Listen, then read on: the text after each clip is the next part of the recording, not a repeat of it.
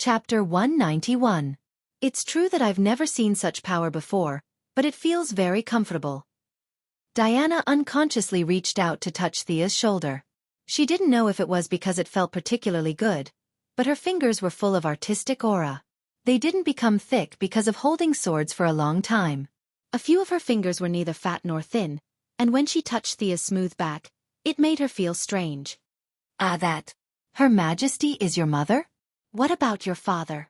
Thea was trembling from the touch. In order to divert Diana's attention, she asked the obvious. Sure enough, Diana's thoughts were diverted. She was a little depressed. She reached out and fiddled with the water in the pool. My mother said that my father is Zeus, the king of the gods, but I've never seen him. He probably doesn't care about me. Thea couldn't agree with this point. Doesn't care about you? He can give you such great power, directly raise you to the maximum level, and give you a full set of epic equipment. Compared to her, she was a beggar. This kind of god's second generation was even more enviable than Superman. Superman's father had left his son a cape that looked cool but was actually a hindrance. The equipment that Boss Zeus had given Diana included attack, defense, escape, and control equipment. It could be said that all of them were practical. He was definitely her biological father. Your father must love you.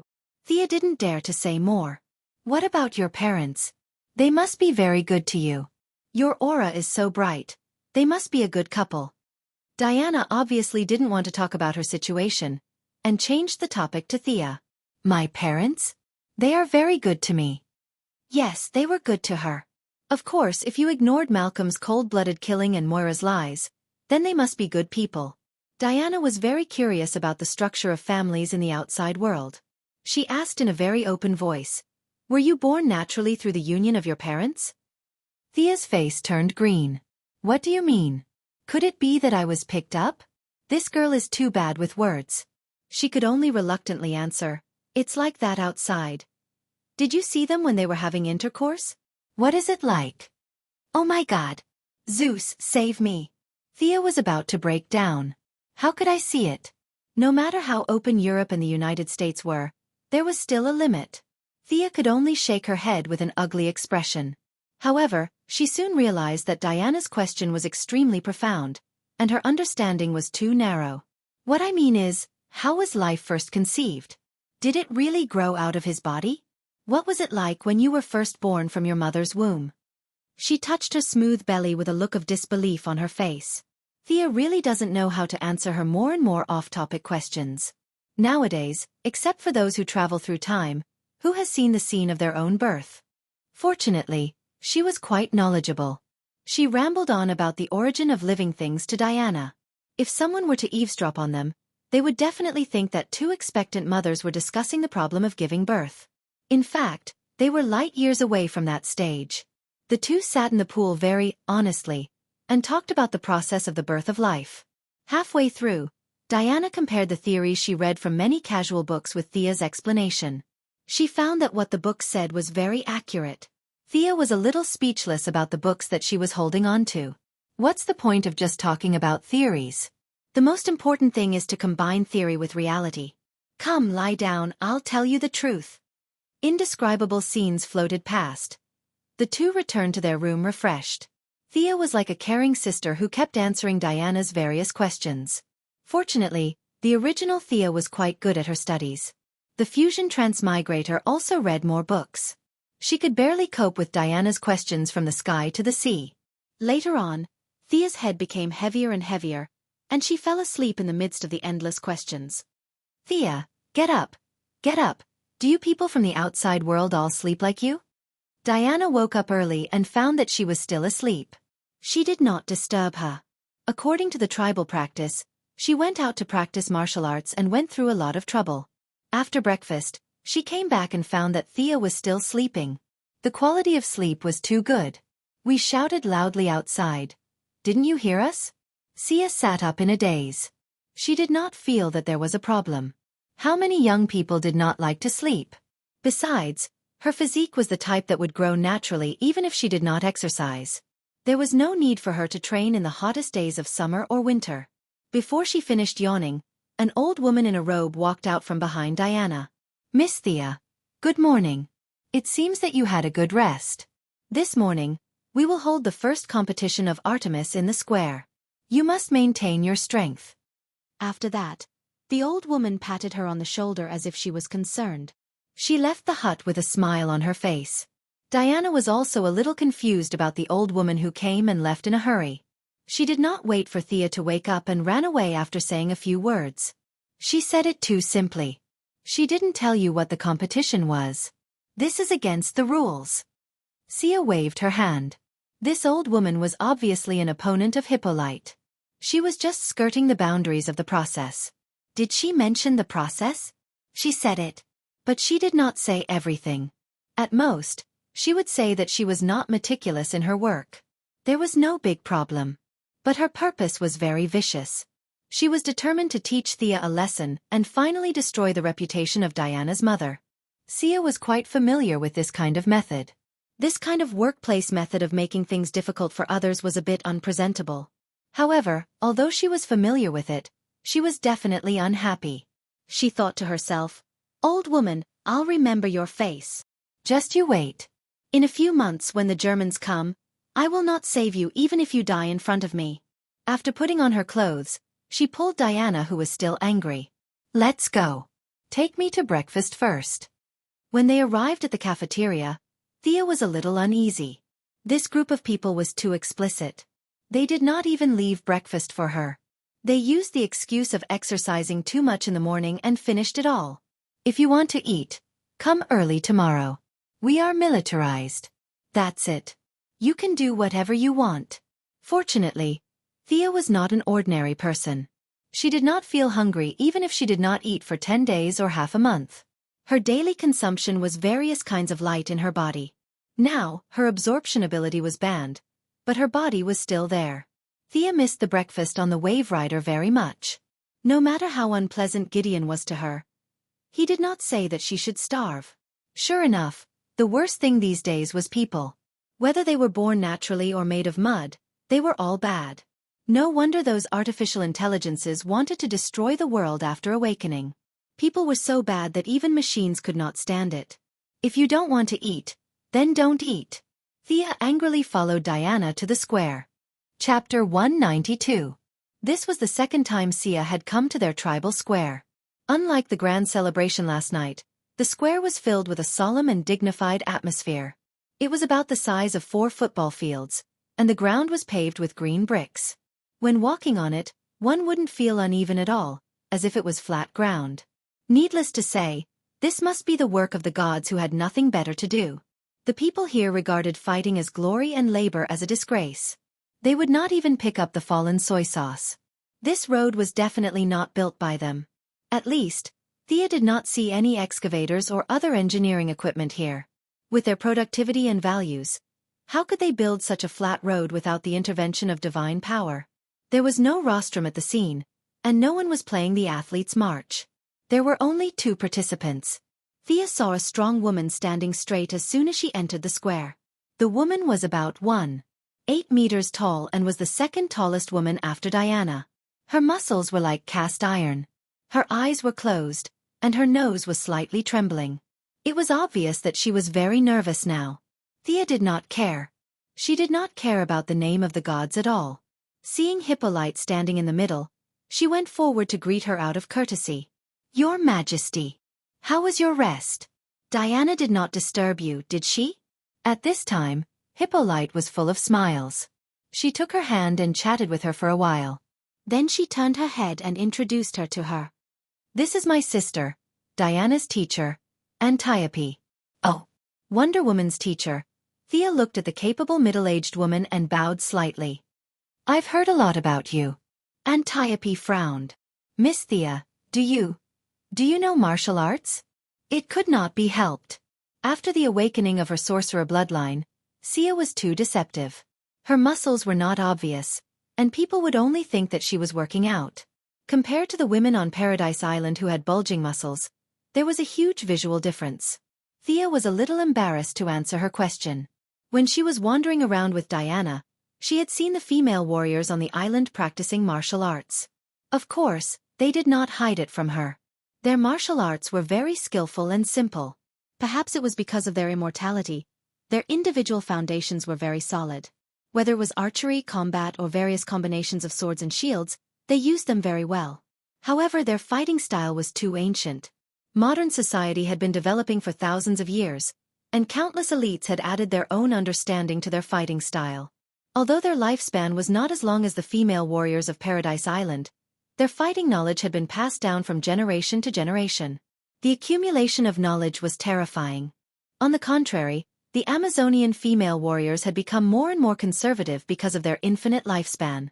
If the fighting level of the outside world had improved by 4,000 years, they had only improved by 200 years. Thea was very confident in defeating them. If she didn't use any strengthening spells, she could defeat 5 to 7 female warriors with her bare hands. This was under the condition that their physical fitness was higher than that of human beings. If she activated all her technological equipment to recover her magic power, then they would all die. Now, in the face of Antiope's question, they directly answered that they were all a bunch of weaklings? Definitely not. She could only evade the question and say, I practiced at home. As for what level they were at, they would see for themselves later. Hippolyte introduced her to the 3 middle-aged women in robes on the other side.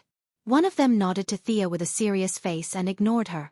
The other 2 were much more enthusiastic, and one of them was the woman who informed her about the competition in the morning. With Hippolyte's introduction, Thea knew that the 3 of them were priests of the temple. However, their miracles were rare now. The 3 priests were responsible for the daily worship of the 12 main gods of Olympus. Hearing this, Thea almost laughed again. You're too impious. If there is no miracle, you will reduce the number of priests? You will arrange for the clergy to have secondary jobs?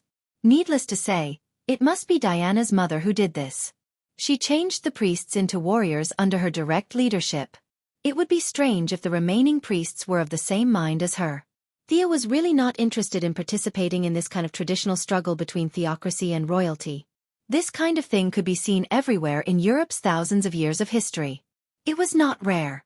Thea chatted with a few leaders who seemed to be the leaders of the country, but in fact, the population under their jurisdiction was not even comparable to a village. She stood alone and rested. She originally wanted to find a place to sit, but when she saw several village leaders standing under the hot sun, she could only swallow her words. As a quasi-military management, the people of Amazon gathered very quickly. Thea stood for less than 5 minutes, and a large number of female warriors had walked into the venue.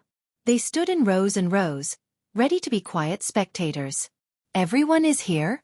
Thea was curious. How many people were there? It was too inefficient to count them one by one. She secretly opened the Eye of Horus, glanced at them, and instantly understood. 1,550 people. The people on the field just felt a chill and did not notice anything strange, but Diana stared at her eyes in surprise. What did she feel just now? Divine power. Although it was completely different from her divine power, the nature was definitely not wrong. That was the real divine power. Was this girl named Thea the child of God? Diana was a little confused. Hippolyte waited for everyone to arrive and loudly announced the start of the Divine Name Challenge. In fact, there was a bit of a logical problem with calling it a challenge. Thea was muddle-headed and was challenged, but the other party put everything on the line, and several village leaders acquiesced to the name of the challenge. There should have been a segment to introduce the 2 sides, nothing more than who this person was, what achievement she had, why she came to challenge, and so on.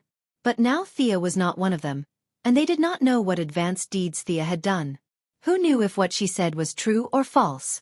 They could not use the truth lasso to extort a confession before the competition, right? That would be too disrespectful to the gods. They thought about it and decided to skip this step. Hippolyte motioned for everyone to be quiet and roughly told them about the past of Artemis. The Amazons all knew about it, but Sia didn't care. She just said a few words in a neutral tone.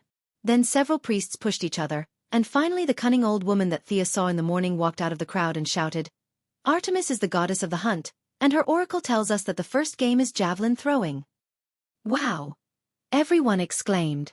It could not be helped. Although Thea was 1.7 meters tall, she was of average height among these people. Compared with the muscular women, she was definitely thin and weak. On the other hand, the dark-skinned woman was 1.8 meters tall, and her arms were as thick as Sia's thighs. She looked like a person with great strength. The basic conditions of this competition were clearly unfair. Chapter 193. Sia was well aware that these old fellows were up to no good. They had chosen the right time to do so. Normal people would not be able to sleep well on their first night in a new environment and guessing the content of the competition. However, Thea woke up naturally as if nothing had happened. Since their first plan did not work, they came up with a second one. They took advantage of the fact that she had just woken up and was not fully awake to call for a meeting. They even cancelled breakfast in order to cause Thea to be mentally and physically exhausted. Then, they called out the tanned and strong woman who had been recuperating for a long time to compete.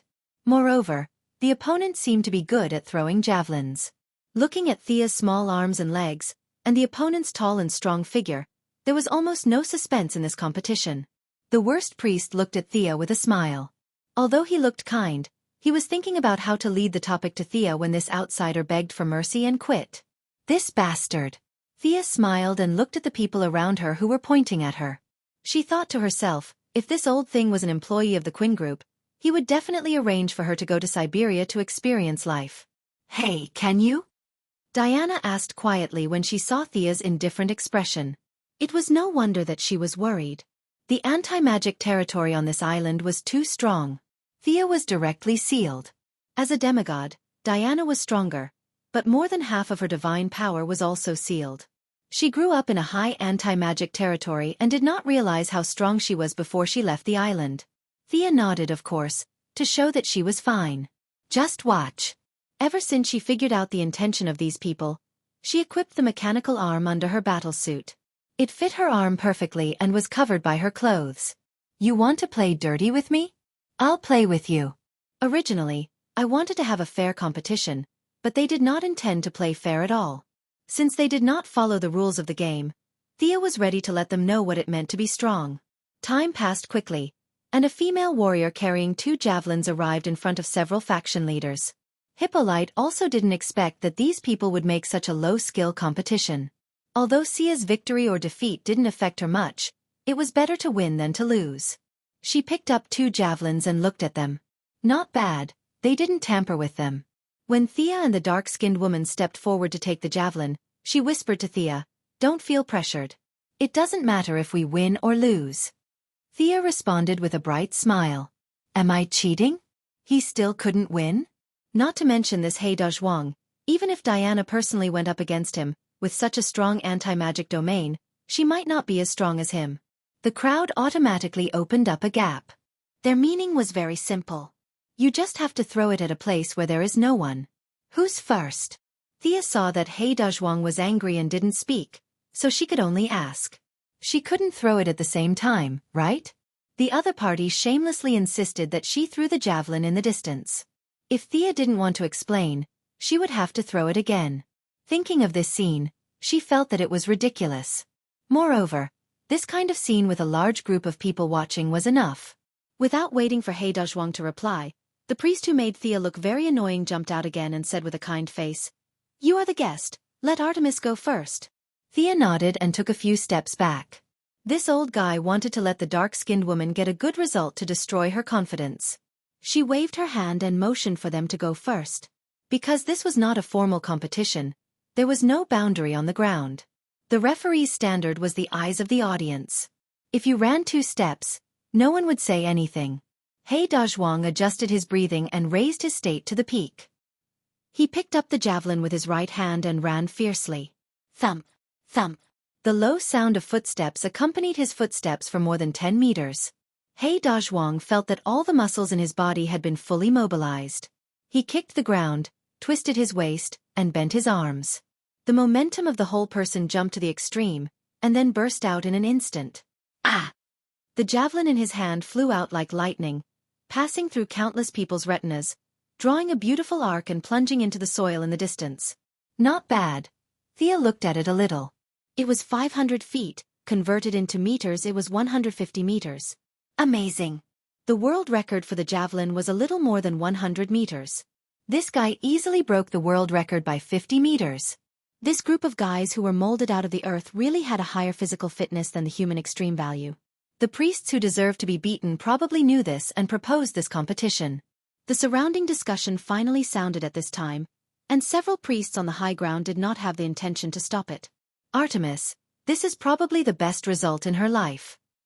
Some of the people close to He Dazhuang said with envy. I'm afraid that stranger is in trouble.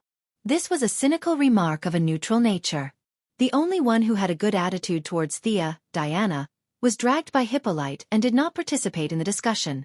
Thea directly ignored the noise around her. A while ago, the major media in Star City scolded her miserably, but she was indifferent. These people's gossip could not shake her mind at all. What's more, she did not need any mind. The mechanical arm was fully powered, and the strength value was increased to about 5 tons.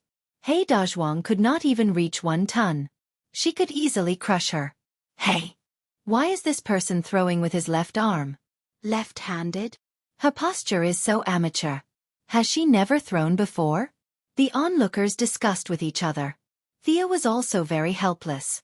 She really did not practice the javelin. She had seen it on TV, but she had never touched it in reality. Moira's goal was to cultivate a lady. When she was young, she learned piano, yoga and so on.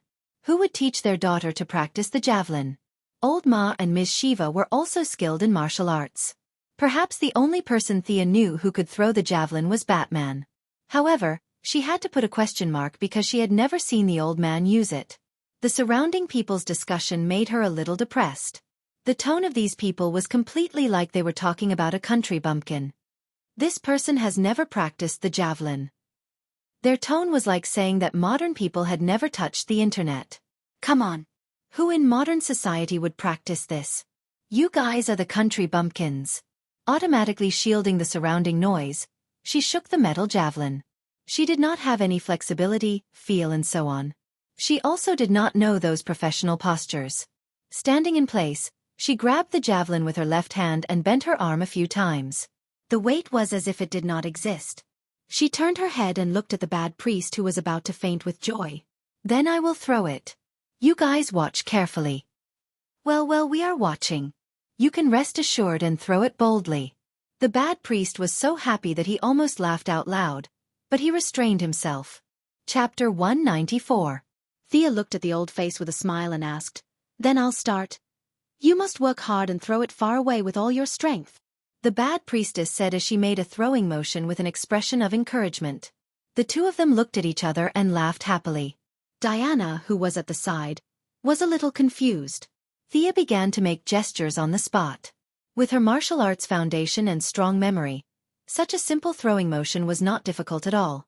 She could understand it at a glance, but she was not used to using her left hand to exert force. She tried it on the spot, but it was not coordinated. Forget it. I'm not practicing anymore.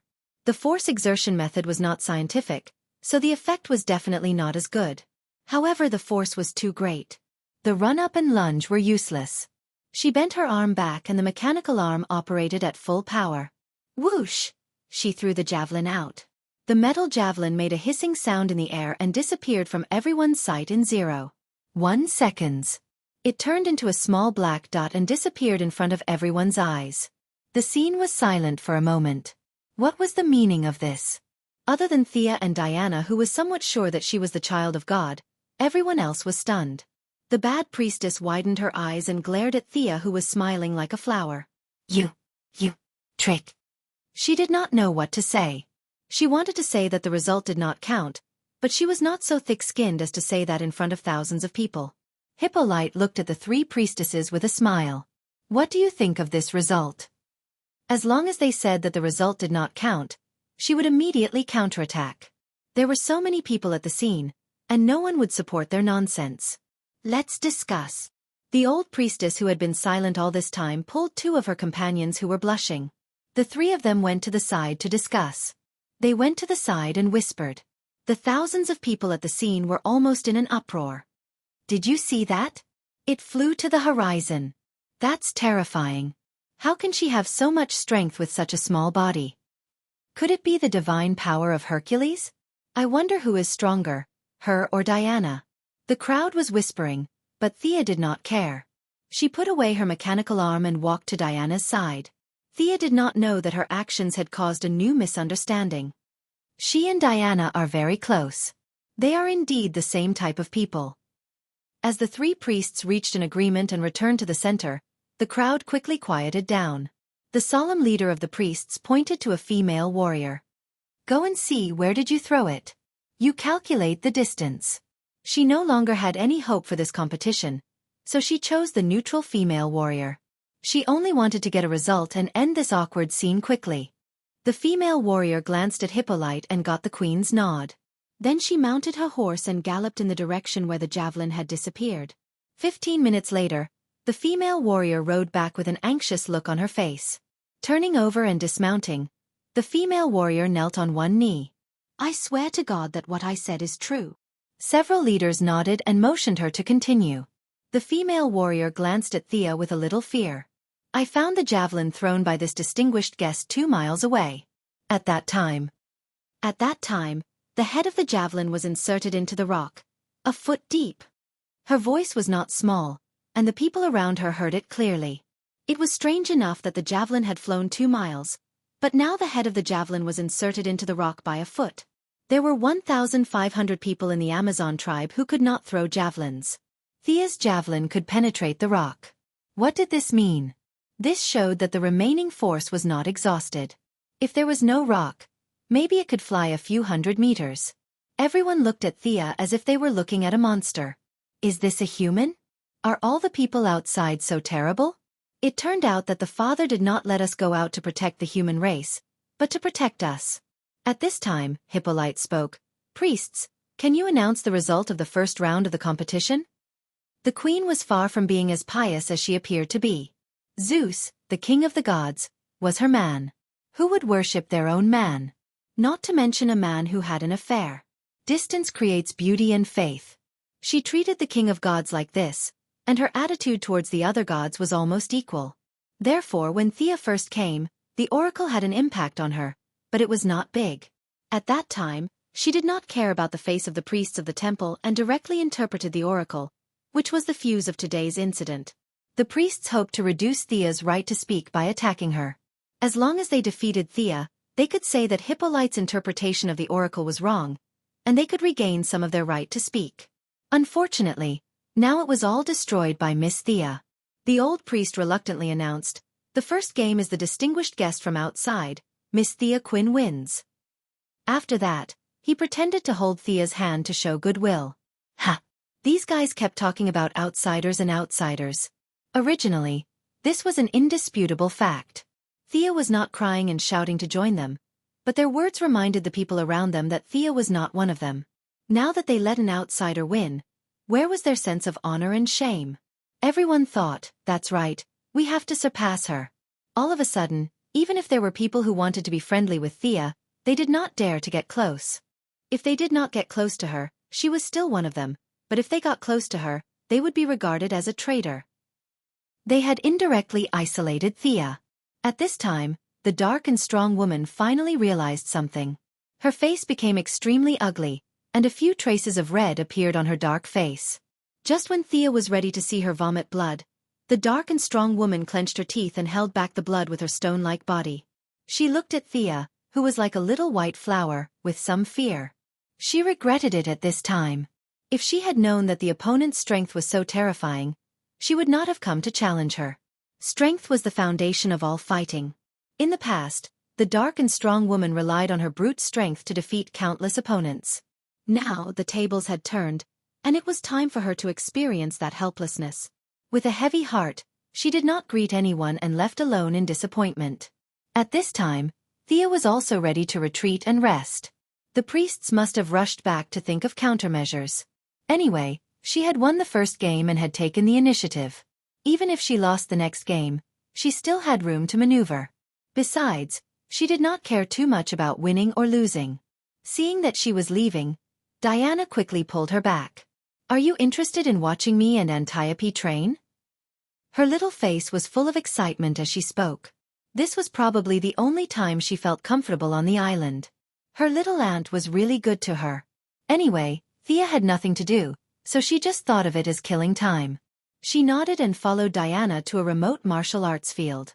Chapter 195. Antiope had left the arena much earlier than them and was now wielding her spear alone. She did not look surprised when she saw Thea following Diana. Diana must have told her beforehand. "Miss Thea, come and train with us." Antiope was very straightforward. Her words were resolute and impactful. "I'm just here to take a look." Thea looked at the dagger thrown to her in confusion. She wanted to refuse, but Antiope did not even give her a chance to speak. In fact, Thea did not dislike Antiope. Her straightforwardness reminded her of Lady Shiva in the past. Both of them were very pure people, much more to her liking than Diana's mother and those crafty priestesses. "All right then. How do we start?" Thea waved her sword. Their swords were shorter than the one-handed swords in the outside world, but they were heavier. Thea was now walking on a non-human path.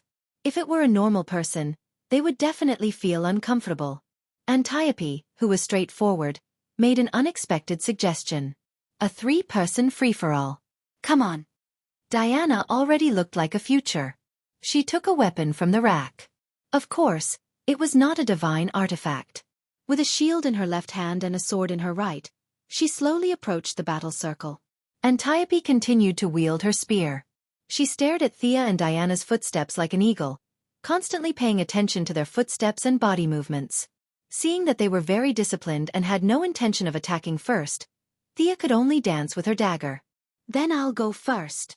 She slashed her dagger at Antiope's neck. "You're very fast." Antiope used her spear to block the slash and praised casually. At the same time, she leaned to the side to avoid Diana, who was charging at her. Since it was a 3-person free-for-all, Thea could not just attack one person. After her dagger was blocked, she took the opportunity to stab at Diana, who was running towards her. The latter blocked her attack with her shield. Thea kicked at Diana's lower abdomen and twisted her head to avoid Antiope's spear. The three of them had their own strengths. Antiope was the oldest, and her martial arts were almost perfect. Diana completely relied on her innate combat instincts to make up for her lack of experience. Thea stood on the shoulders of the humans who had accumulated thousands of years of fighting experience. Antiope represented the depth of martial arts, Diana the purity of martial arts, and Thea represented the breadth of martial arts. The three of them fought for 10 minutes to understand each other's level. In fact, it was mainly Diana and her aunt who had deepened their impression of Thea. No matter how they changed their moves, they were easily defeated and counterattacked. If it was not for the 3-person free-for-all, either of them would have been defeated if they fought alone. The accumulation of thousands of years of human knowledge was not a joke. It was not that there were no people who could defeat the accumulation of knowledge of an entire society with their own strength, but they were definitely not the two of them. The situation gradually turned into a 2-on-1 between Diana and Antiope. This time, Thea was a little overwhelmed. On the one hand, she was not used to using her weapon. On the other hand, her strength was also suppressed by Diana, so she was a little frustrated. Antiope saw that she was in a disadvantageous situation and quickly stopped attacking. She stood alone and left the battlefield to them. With one less person, Thea's strength was immediately displayed. Many of her moves were bold and unrestrained, but they were extremely lethal. She slashed left and right, and at this time, she was still unbelievably immature Wonder Woman. She would occasionally counterattack, but most of the time, she was using her shield to block. Thea was sweating. This girl had the potential to be an MT. Her shield was really good. The parry, block, and dodge values were almost full. In a short period of time, she used 7 sets of swordsmanship, from Kashima Shindo Ryu to Iran's assassination technique. She used all the best moves from ancient times to modern times, but she still could not defeat Diana, who was stubbornly defending. "Okay, I'm done." Thea panted and threw away the dagger that was chipped. If she continued fighting, she would enter a tiring phase. It was meaningless. Besides, she did not eat breakfast. Although she was not hungry, her stomach was empty and uncomfortable. Diana excitedly took the shield and looked at it. There were countless scratches on it. The best way to repair this shield was to melt it down. "Your moves are really good. Did you come up with them yourself?" "How could I come up with them? They were accumulated over thousands of years by humans." No matter how thick-skinned Thea was, she could not say that she came up with them herself. "Why is it not written in the books?" Thea was a little embarrassed. How could these things be written in the books? It would destroy the stability of society. But this was not easy to explain. If she said so, Diana would definitely ask more questions.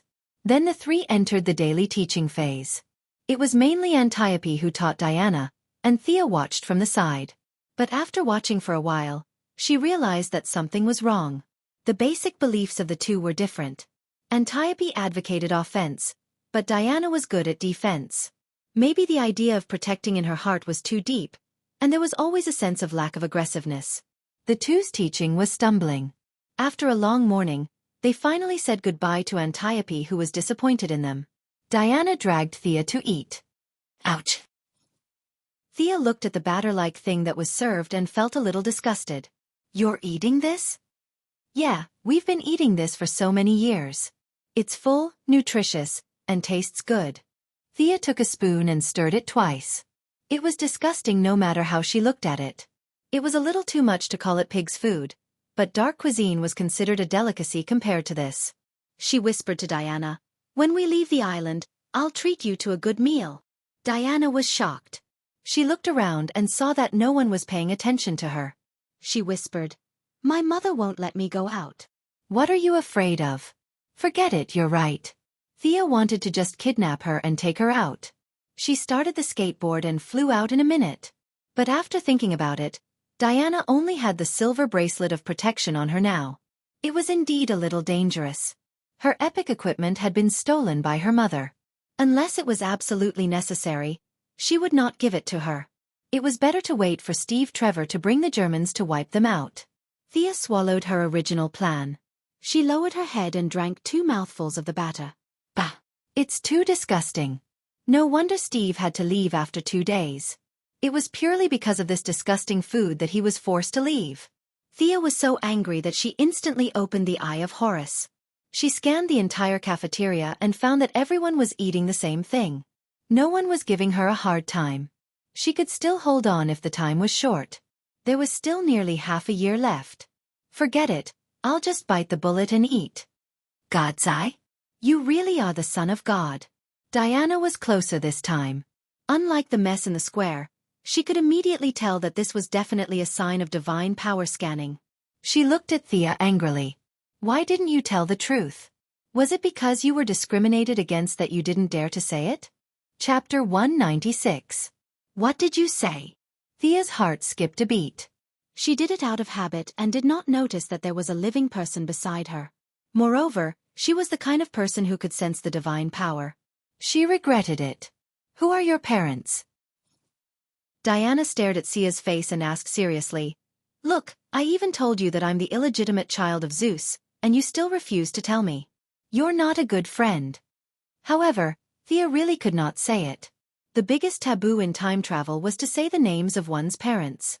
If she said Malcolm's name now, maybe one day in 70 years, Diana would see Old Ma on the road and think of Thea. She would go up to Old Ma and talk to him. With her personality, she would definitely do it. Old Ma was strongly stimulated. Perhaps he was originally going to find Moira to communicate with her, but because of the interference, he did not manage to do so. The little life that was born because of their communication that day was ruined, and Miss Sia might not be able to give birth. What the F***ck is this? Therefore, Thea only introduced her real name. Her real name did not matter. If there was a real name, it meant that the baby had been born. If there was no such name, it meant that the baby had not been born yet. Besides, there were many people with the same name in Europe and America. However, she could not say a word about her family. She waved her hand and said, "Diana, I really can't say. I'm sorry." Is it a god that has already fallen? Will it be sensed when the name is mentioned? Diana touched her chin and forced herself to imagine. She seemed to realize that Thea had her reasons. She also got the answer to the great strength that Thea showed when she threw the javelin. It was most likely a divine power that she did not understand. Seeing that Thea finally stopped thinking about this problem, Thea finally breathed a sigh of relief. "Hey, do you have a kitchen here?" She was very doubtful about whether she could hold on until Steve Trevor came. She could endure it for a short time, but she still had nearly half a year to go.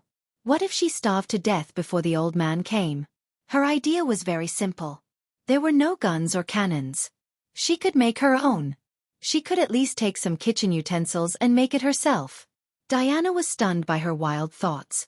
On Paradise Island, fighting was an honor, and labor was a disgrace. It was very shameful to give up swords and pick up cooking utensils. Being discriminated against and being looked down upon was a common occurrence. Fortunately, Diana was an open-minded person. She knew that their food was not suited to the tastes of the outside world, so it was understandable that Thea wanted to make some for herself. He said that he would take note of this matter and report it to the queen at night. Heh! Thea gritted her teeth.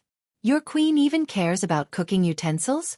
It was true that she was the village chief. In the afternoon, Diana continued her so-called training. Thea, on the other hand, was not in the mood. She rode her skateboard and prepared to look for some ingredients. When Diana dragged her tired body back to the house, she almost thought that she had entered the wrong house. There were all kinds of mushrooms, wood ears, and many other things that Diana could not name. Thea walked around the woods twice in the afternoon and found a lot of spices. However, many of them needed to be dried. There was a lot of fennel on this island. Thea picked half a bag of fennel sprouts. She also saw a few wild boars in the woods. Humph, they would be delicious if they were made into steamed buns. Of course, it was too late now. Thea saw Diana coming back and greeted her. Hey! When Thea glanced at the spear in her hand, she suddenly thought of something. She grabbed the spear in her hand and said, "Wait for me." Then she got on the skateboard and flew towards the woods. Diana's face was full of confusion. Where did she go? She could not figure it out and could only stare blankly at the ingredients in the house. After a while, Thea waved at her from outside the door. Come, come. She followed her to the door. Hey! Diana was startled. She saw Thea coming back with the spear, piercing a wild boar. The wild boar was young and looked like it had just reached adulthood. The spear pierced through its indescribable part and came out of its mouth. Are you going to sacrifice to the moon god? Diana thought hard and felt that she had guessed the answer. Sacrifice my ass. Thea rolled her eyes. We will eat it ourselves. Are you vegetarians? Diana shook her head. They usually ate some meat during the sacrifice ceremony. For example, last night's ceremony to welcome Thea was to catch a pig.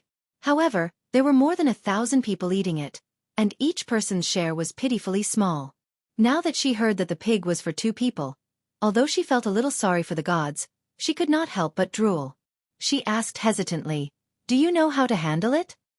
Thea definitely had not done this before, but now the situation was so serious that she could only roll up her sleeves and do it.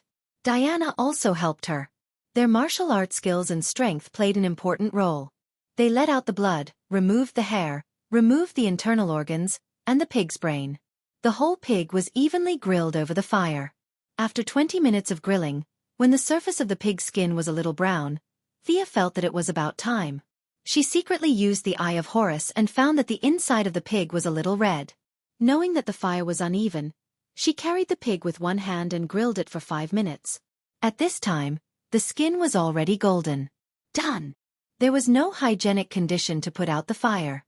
Fortunately, both of them had special physiques. Thea had eaten the fruit given by the swamp monster, so she was almost immune to poison. Diana was even more so. The drug that could poison her had not been developed yet. They found a clean robe and spread it on the ground. The whole pig was placed on it. Thea and Diana each took a short sword to cut the meat. Although there was no sweet and sour seasoning, the taste was very good after being hungry for a day.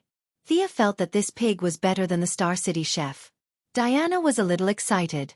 God took pity on her. She had lived for 5,000 years, and this was the first time that a whole pig fell in front of her for her to eat. She was a demigod. Staying on this island for so many years was not a small burden on her body. Plus, she ate batter every day. She might not even know what it was like to be full. Now, seeing Thea's mouth full of oil, Diana no longer hesitated in her heart. She took the short sword and cut a piece of golden pork. She grabbed it with one hand and put it into her mouth. While eating, she almost cried. It was too delicious. When they finished 1/3 of the pig, Diana's reason finally came back. We should pray to the moon goddess first. It doesn't feel good to eat it quietly. Thea wiped the oil stains on her mouth and looked at Diana, who was a little guilty. This girl was too stubborn. She even felt guilty eating a pig. She could only comfort her. Don't worry. She is the night hunting goddess. Catching a pig in the middle of the night is definitely a tribute to her. She can't be more happy. Really? Diana was a little confused. This explanation was not wrong, but she still felt that something was wrong. Just when she was thinking, a slight but clear low laughter came from the forest. Ha ha. The sound was as clear as a silver bell, and it was particularly obvious in the dark night. Who is it? The two girls were very sensitive. They each took up their weapons and guarded against the direction where the enemy might appear. Chapter 197. There was silence all around. The two looked at each other and saw the surprise in each other's eyes. The sound just now was definitely not an illusion. Thea opened the Eye of Horus again, and found that there were only the two of them and the half-eaten pig within a radius of 500 meters. It couldn't be the pig that made the laughter, right? It was a little scary. She poked the pig with her sword, but there was no reaction. Thea finally confirmed that there was nothing special about the pig except for its fresh and delicious meat. Who made the sound? The two thought for a while but had no clue. Thea was not afraid. She had killed a god, so why would she be afraid of ghosts? The word fear was not in Diana's dictionary. The two continued to sit on the ground and eat calmly. When Hippolyte and her entourage brought the kitchen utensils and rice noodles to them, they saw this scene. The two sat on the ground, and a suspected pig-shaped creature had been eaten by them until only a little bit was left. However, the smell of meat drifted out for half a mile, and the two entourage of the queen couldn't help but swallow their saliva. The smell was refreshing enough, let alone eating it. "What are you doing?" the queen asked with a smile. The good girl Diana was embarrassed and couldn't answer. Thea, who could lie like drinking water, replied casually, "For the venerable moon goddess, we are offering a sacrifice." Thea could see that as long as it was against the temple, the queen would support it. If Thea wanted to burn the temple at this time, the queen might even keep watch for her. The queen glanced at the oil stains on their mouths indifferently and said lightly, "God should be respected in the heart, not on the surface. Well, I have given you the things.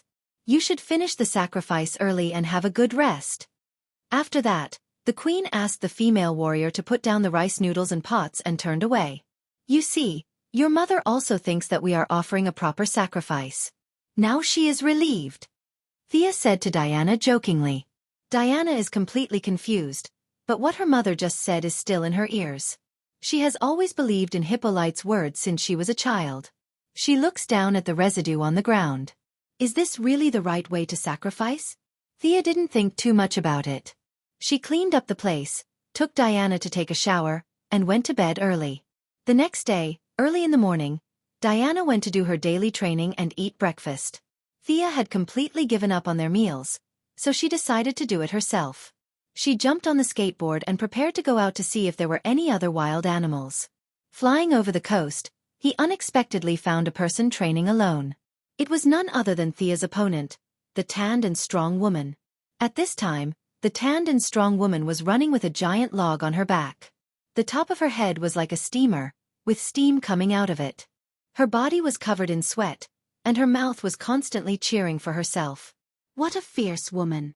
Thea has never trained so hard even when she was at her most hardworking. No wonder her body was out of shape. This kind of training is like jumping 1,000 times. If she can't do it, she will run 10 kilometers with weights. If she can't run 10 kilometers, she will jump rope 800 times. She can't stand it. It's too much of a test of perseverance. Thea is impressed that someone else can do what she can't do. She didn't disturb her and flew away. At the same time, she was thinking, is the second round a test of endurance? Then I might as well just admit defeat. She didn't want to run around the island like the tanned and strong woman. She didn't know if she was lucky or not, but she was targeted by 2 eagles. Just as she was thinking about how to shoot the eagles, the 2 eagles rushed at her like crazy. She twisted their necks and carried them back to the place where she lived. Is it because of the fall of Horus that all the eagles are hostile to me? But that's a matter of the future. How did the eagles in 1918 know? She couldn't figure it out, so she didn't think about it anymore. She skinned the eagles and roasted them over the fire. She sprinkled some salt that the queen sent. The taste was not good, and the meat was a little dry. It was like heaven and earth compared to pork. After breakfast, Thea began to get busy for her future rations. Compared to Gideon's sci-fi spaceship, this is a primitive society. She wanted to eat buns, but she didn't know how to make dough. Unfortunately, there is no Baidu in this era. Fortunately, the study Hippolyte prepared for Diana had a lot of miscellaneous books. She flipped through the books and roughly understood the process. When Diana rushed to her, Thea was kneading dough with her face full of flour. The second round now? What are you talking about? Come with me. It's impossible to leave quickly. Thea's face is full of flour. This is the competition for the name of the goddess of hunt, not the competition for the god of cookery. Diana could only watch her wash her face and change clothes. She looked around and saw that there were no mistakes. She took her to the dense forest on the east side of the island. What are we doing here? Thea was very familiar with this place. She got her wild boar here, and many of her mushrooms were also picked here. Because they took some time to change clothes and wash their faces, when they arrived at the scene, all the people on the island were waiting for her. The three priests were very serious this time. No one pretended to be a grandson to her. They all stared at her fiercely. The leader of the priests cleared her throat. The goddess of hunt needs the best hunters. Your task this time is very simple. Enter the dense forest and win by the number of prey you catch. After that, she seemed to kindly remind Thea, Miss Thea, you can shoot arrows, right? This was the idea that they came up with after much thought. They wanted to play to their strengths and avoid their weaknesses. Don't you have great strength? Let's change the competition to skills. Although the dark and strong women were not good at archery, they had lived on the island for 5,000 years. These abilities were almost instinctive, so they felt that they had a good chance of winning. Can you shoot arrows? Diana also asked in a low voice. There was no other way.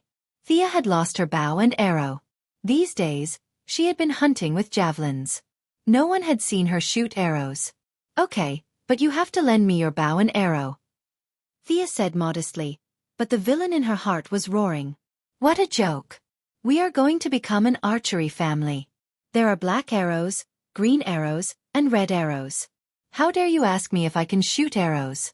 Her vague words coupled with the act of borrowing the bow and arrow made several priests show a knowing smile. This time, they could finally equalize a point. She could not shoot arrows, so naturally, she would not carry a bow and arrow at ordinary times, which was very reasonable. Worried, Diana handed her bow and arrow to her and told her to be careful. Thea took the bow and tried it.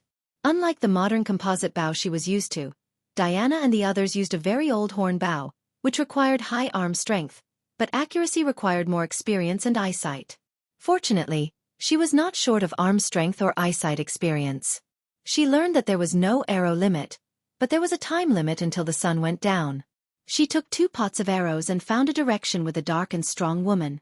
She took 3 female warriors who were said to be assisting but actually monitoring into the dense forest. Chapter 198.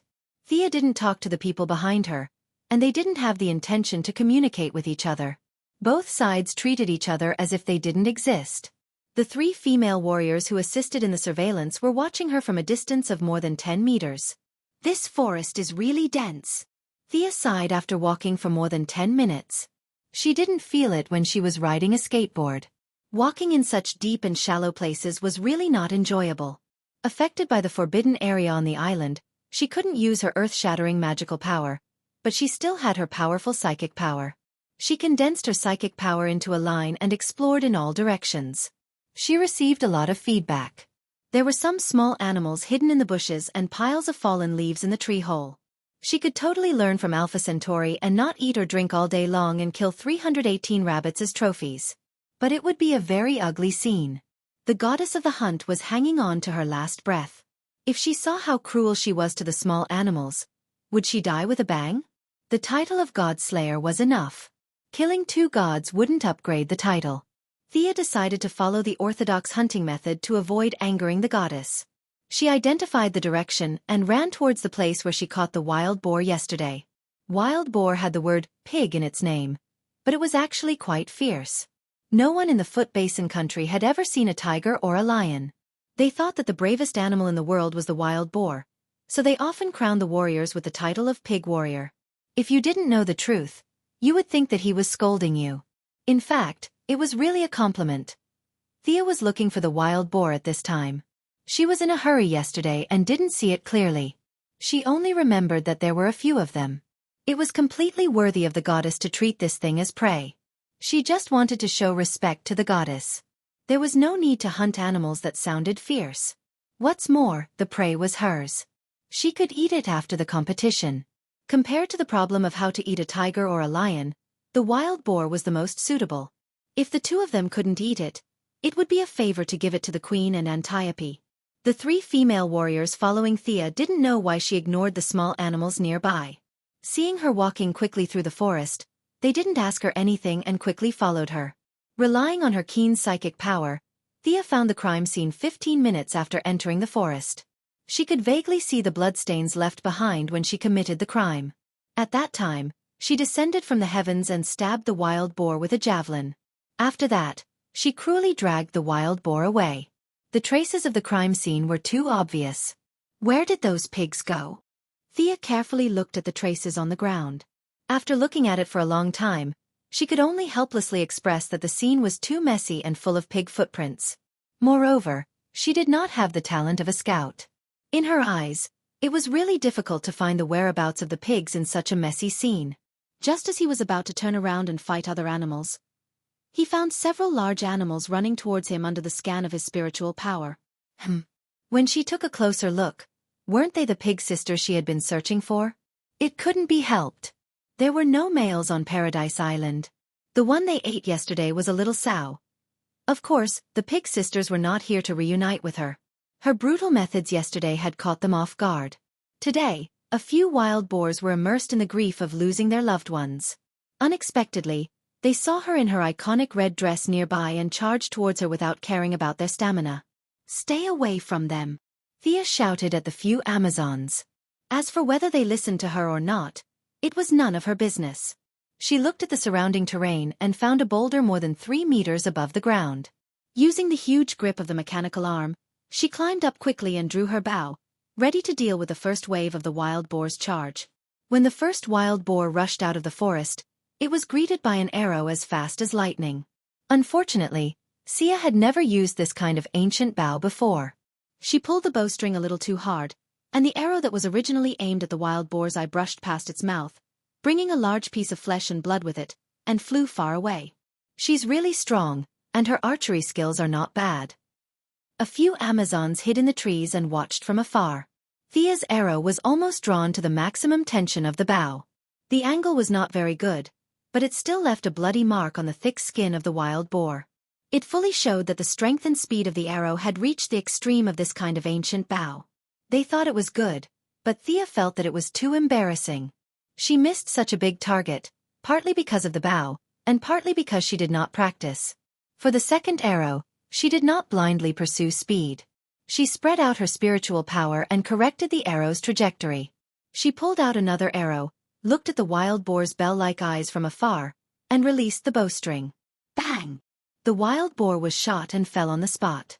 Blood flowed out of its eye sockets like it was worthless. Its limbs trembled violently. Although it was tenacious, it was only a matter of time before it died. Beautiful! A few female warriors could not understand Thea.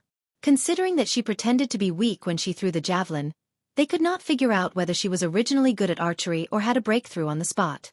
From a pure warrior's point of view, her arrow was almost perfect.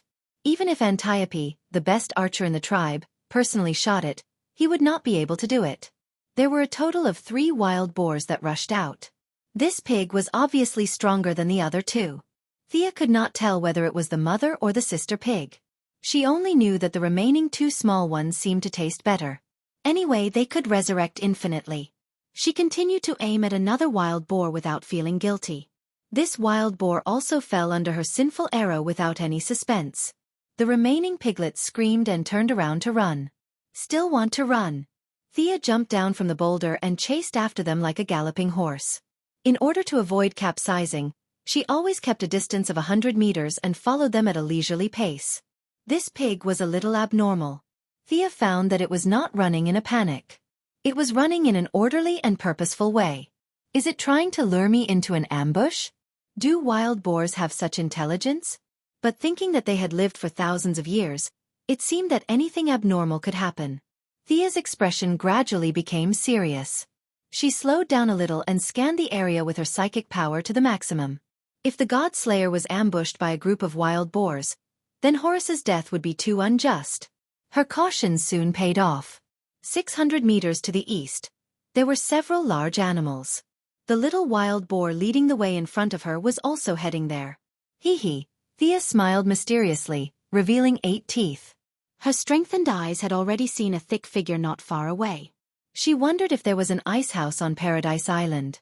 It would be a pity to waste so much pork. Chapter 199. This time, there was no boulder for her to look down on, but she was already familiar with the performance of the horn bow. Instead of dodging immediately, she began to shoot arrows from a distance with all her might. She did not stop shooting arrows one after another. Every time, the bow was almost fully drawn. She did not use her eyes to aim, but used her mental power to accurately position the arrow. When several female Amazon warriors arrived at the scene, they saw such an inhuman scene. She shot a rain of arrows from a distance of 300 meters. Nearly 40 arrows were shot out by her in less than a minute. The hit rate was as high as 90%, or even a little higher. The 5 wild boars, including the first little pig, were all pierced with arrows. Some had 7 or 8 arrows, and some had 5 or 6 arrows. 2 of them were shot to death on the spot, and the remaining few were barely breathing.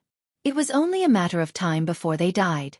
Thea waved at them from a distance, as if she was asking for draft paper in an exam. Hey! I've run out of arrows. Can you give me some? The few of them looked at each other in dismay. You shot too fast. In the past, they pursued a fatal shot, and 2 quivers of arrows were more than enough. However, looking at Thea's impressive record, they could not say that her arrow rain was nonsense. The female warriors were very upright, and the level of their skills was obvious at a glance. At least they had lived for so many years and had never heard of anyone doing this. They still felt sincere admiration for others who could do what they could not do. They each had arrows with them, but there were not many.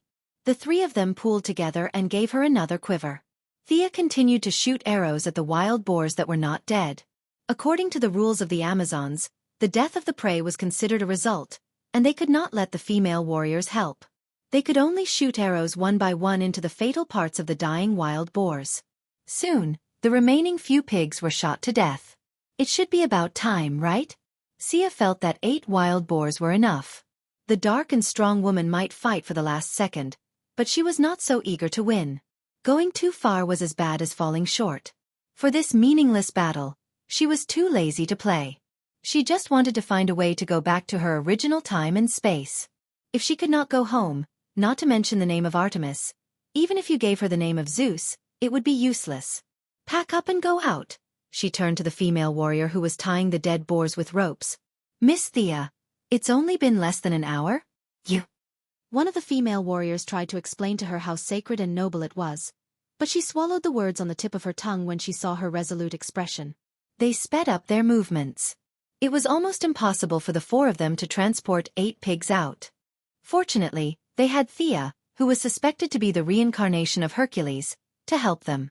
Using 2 strands of rope to tie the pigs together, they could still pull them out by force.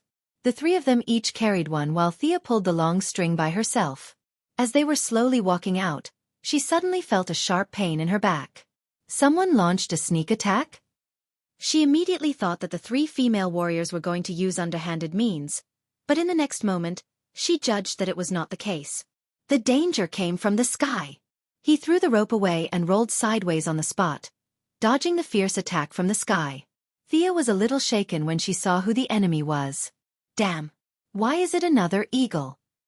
She couldn't tell what species the creature that had ambushed her was, but it wasn't small at all. It was dark gray all over, 1 meter long, with a wingspan of 3 meters. It had a sharp hook-shaped beak. After missing its attack, it returned to the sky and stared at Sia with its 2 fierce eyes. Thea felt that her reputation with the eagle tribe had solidified into hatred. Why was every eagle looking at her as if she was an enemy? This was too illogical. Your boss can still live for more than 200 years. What method did you use to determine the murderer of the God Slayer so early? The eagle could not hear her complaints. It turned around gracefully in the air and cried out loudly. Its hoarse and high-pitched voice spread far and wide. In less than 30 seconds, It was as if the forest had come alive, and birds of prey kept converging in this place. Thea kept shooting from below, but the eagle was extremely agile. It dodged left and right. Even with Thea's excellent archery skills, it took her a total of 5 arrows to shoot it down. It was too late. Thea looked at the black shadows that appeared in the distance and used the eye of Horus to observe them. There were a total of 17 birds of different sizes and colors. They were obviously not of the same species.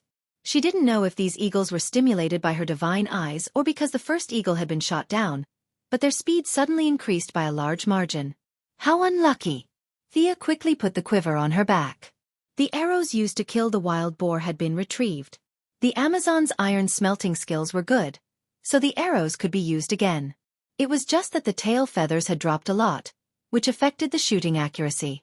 She activated her spiritual power and the Eye of Horus, and the mechanical arm in her left hand was almost at full power. She drew the bow fully and aimed at a bird of prey with a white head and iron claws that was about to enter her shooting range. Ha! Is this a bald eagle? Thea was a little dumbfounded.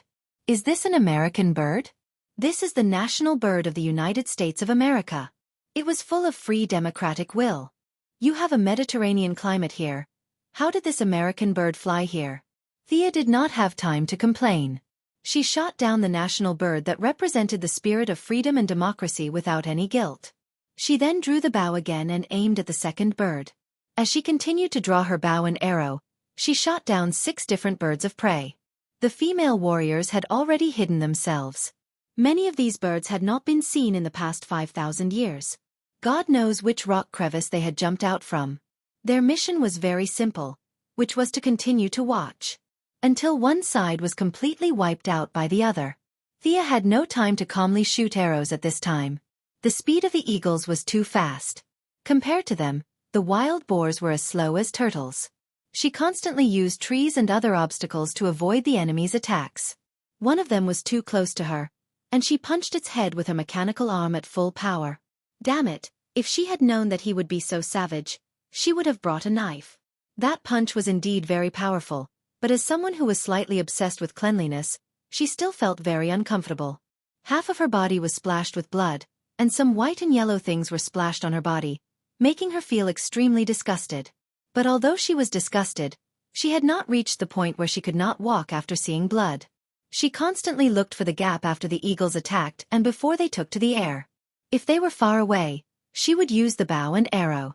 If they were close, she would directly smash them. When the birds of prey reorganized in the air, they found that there were only 6 of them left. They looked at each other. 2 of them were slightly hesitant, while the other 4 were very smart and arranged a progressive charge. You and I, one after another. This tactic really gave Thea a headache, but she was not stupid. She used the gap between dodging to pick up a few goose egg-sized stones on the ground. Every time an eagle swooped down, she would throw the stones without looking. Regardless of whether she hit her target or not, she would quickly shift her position to avoid the eagle's next attack. The effectiveness of this tactic was astonishing. Very quickly, 2 more eagles were beaten until their bones were broken. They fell to the ground like rags and howled in pain, waiting for the god of death's favor. Chapter 200. Humph. Thea glanced at them. 4 left. Come on. Fight till dawn. Actually, she was just standing there and talking. The aggressive and murderous ones were already on the ground. The few in the sky didn't have the guts to do so. They were only able to survive until now because of their small size and fast speed. However, for some unknown reason, they didn't want to fly away. When they were high up in the sky, they would occasionally growl and stare fiercely at Thea on the ground. Damn it! At least Thea knew that she was still in the competition. Otherwise, she would have already taken out her skateboard to beat them up. Taking advantage of the fact that she couldn't get up, the feathered beasts continued to patrol in the sky and refused to disperse. Lend me your bow. Thea shouted at the female warrior who was hiding in a tree. Although the female warrior didn't understand what she meant, she still threw her bow to Thea. Her bow was just an ordinary one. There was nothing special about it. She didn't feel guilty about throwing it. However, 2 seconds later, she couldn't stay calm anymore. She pointed at Thea and asked her companion, She can't be thinking of. Her companion was also a little dumbfounded. She's going to use 2 bows.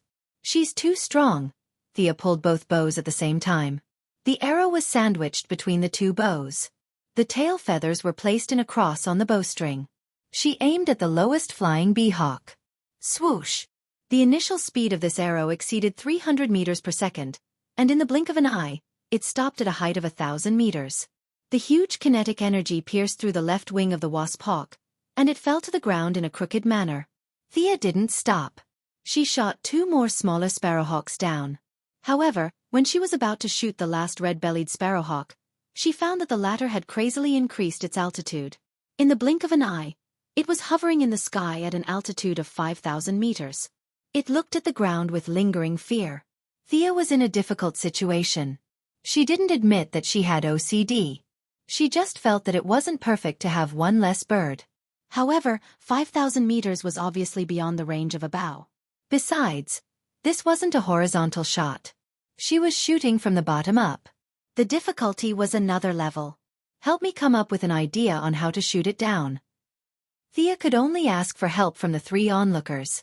She did not know that the 3 girls were dumbfounded at this moment.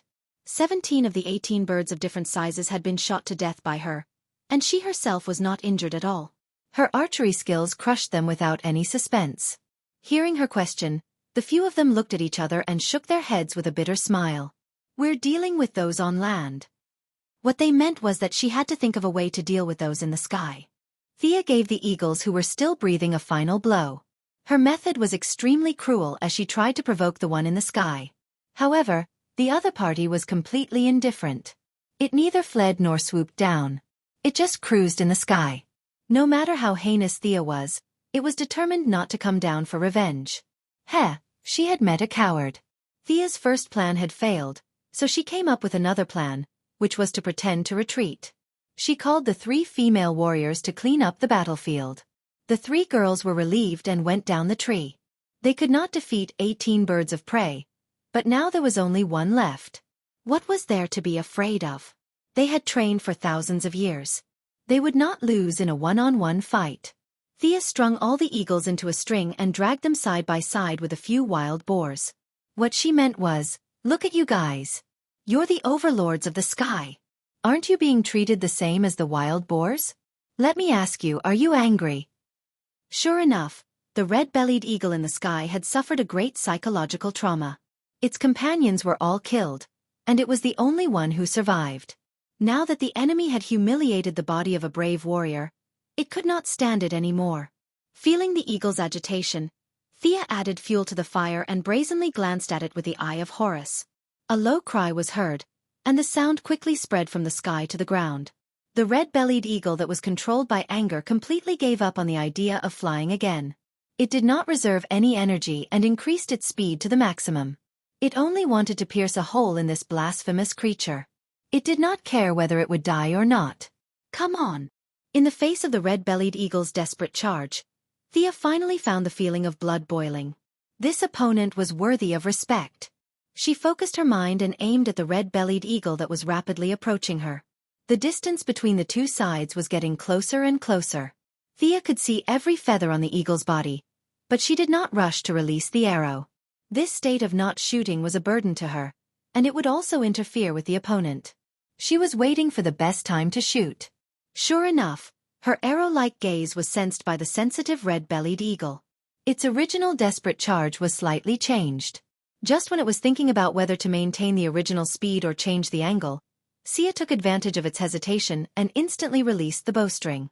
An ordinary-looking arrow gradually grew larger in the red-bellied eagle's eyes and finally pierced through it. Ah! Thea raised the bow and shouted to the sky. The 3 female warriors were also encouraged by her success.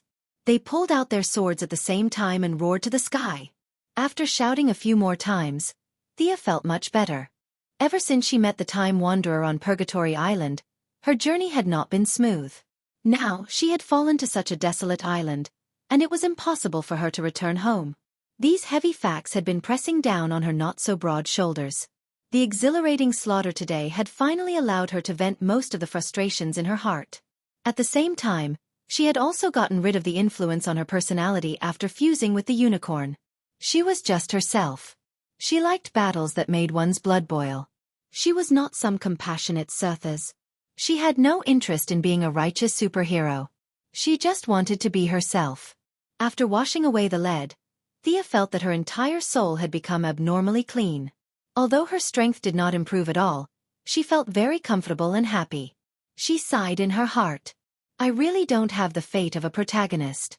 Every time the protagonists had an epiphany, they would level up by leaps and bounds. I, on the other hand, have not improved at all. Moreover, the protagonists had all encountered great disasters. If it was light, they would be forced to cultivate again. If it was serious, their families would be wiped out. What about me? I only killed a few wild boars and birds, and I had an epiphany. Just thinking about it made me feel low. She shouted to the female warriors happily. Put them on the ground. Let's continue hunting. Although the female warriors did not know why she suddenly became so energetic, they still followed her happily. The scene was full of honor. They felt that they would see an outsider crowned with the divine name of Artemis with their own eyes. This was an honor for Thea, and it was also a wonderful thing for them to praise for a long time. Next, the animals living in the dense jungle found that their peaceful lives were broken. Many of the large animals that looked delicious were unlucky. This island was a product of unscientific research, and the animals in the jungle fully demonstrated this point. Many animals living in the tropical, temperate, and even cold zones were discovered by Thea's pervasive psychic power, and then regretfully fell under her sharp arrows. Chapter 201. Ha! There's a snake on the tree. I heard that it's very nutritious. Shoot it and take it. The squirrel over there looks quite cute. Its big tail feels nice to touch and it can even blink. Forget it, I'll spare its life. Along the way, Sia judged whether the other party belonged to the hunting category based on her own preferences. She prioritized killing those whose meat was tender and nutritious. As for the ones that tried to act cute, they were scared away by Thea's threatening gestures. The ones with thick skin and thick meat were determined by the situation. When she shot another fox that was constantly patrolling around her prey, the female warrior looked at the sky and told her that the time was almost up. It was time to return. Thea looked up at the sun through the gaps between the trees. She could not see anything different. How did these people determine the time? Puzzled, she began to clean up the scene. There were too many prey and they did not have enough manpower. They could only move the prey bit by bit. When they were about a mile away from the exit, they heard a very loud whistle from outside the forest. It's a whistling arrow. The other side is out of the dense forest. Let's speed up. One of the female warriors looked at the small mountain of prey and said with a little distress. Thea also wanted to speed up. At this time, the dense forest was showing the prologue of evening. From time to time, insects and flies were attracted by the thick smell of blood. They rushed forward one after another to get a taste of the blood. Thea was also suffering because of the bloodstains on her body. She was harassed by the buzzing insects because of the bloodstains. Can we ask a few more people to come in and help? Thea killed another mosquito that was circling around her and asked for the others' opinion. The few of them discussed in low voices. In the past, they hunted to show off their bravery. Their prey was always the kind of wild animals in the forest that could be carried away by 2 or 3 people. It was the first time that they encountered such a large-scale massacre like Thea. In the end, they decided that 2 of them would stay here and guard while the other one would go out and call for reinforcements. Diana's helpers came quickly. When she saw the animals piled up like a mountain on the ground, she instantly understood what Thea was thinking. They all look like delicious food. She thought to herself. The saying of strength in numbers was always true, not to mention that there was also Diana and Sia, 2 cheaters whose strength was seriously over the top. More than a dozen people carried the prey out of the dense forest in a flurry. At this time, many people outside the forest were pointing at the tanned woman. Their expressions were filled with admiration and envy. The tanned woman did not look good. Half of her body was covered in blood and the other half was covered in mud. She looked like she had just finished wrestling. She looked like she was full of mud. However, she looked quite energetic. She sat on her prey casually. The tanned woman was doing the traditional hunting method of the Amazon tribe. She killed a bear that looked like it weighed more than 700 pounds. Of course, this black and majestic bear was not a Kumaman that lived by acting cute. It was a ferocious-looking American bear. The black bear's face, neck, and stomach were full of scars. It was obvious that the fight between the 2 was extremely fierce. In the end, The tanned woman emerged victorious. As if to show off her personal strength, her shoulder was scratched by the bear's claws, leaving 3 bloody wounds that were so deep that her bones could be seen. Her metal half-body armor was scratched to pieces. The wounds were urgently treated by the tanned woman. Unknown herbs were smeared on them, but they were not bandaged. From time to time, some blood could be seen oozing out. She came out nearly half an hour earlier than Thea. She nervously watched the few crossings that her opponent might take.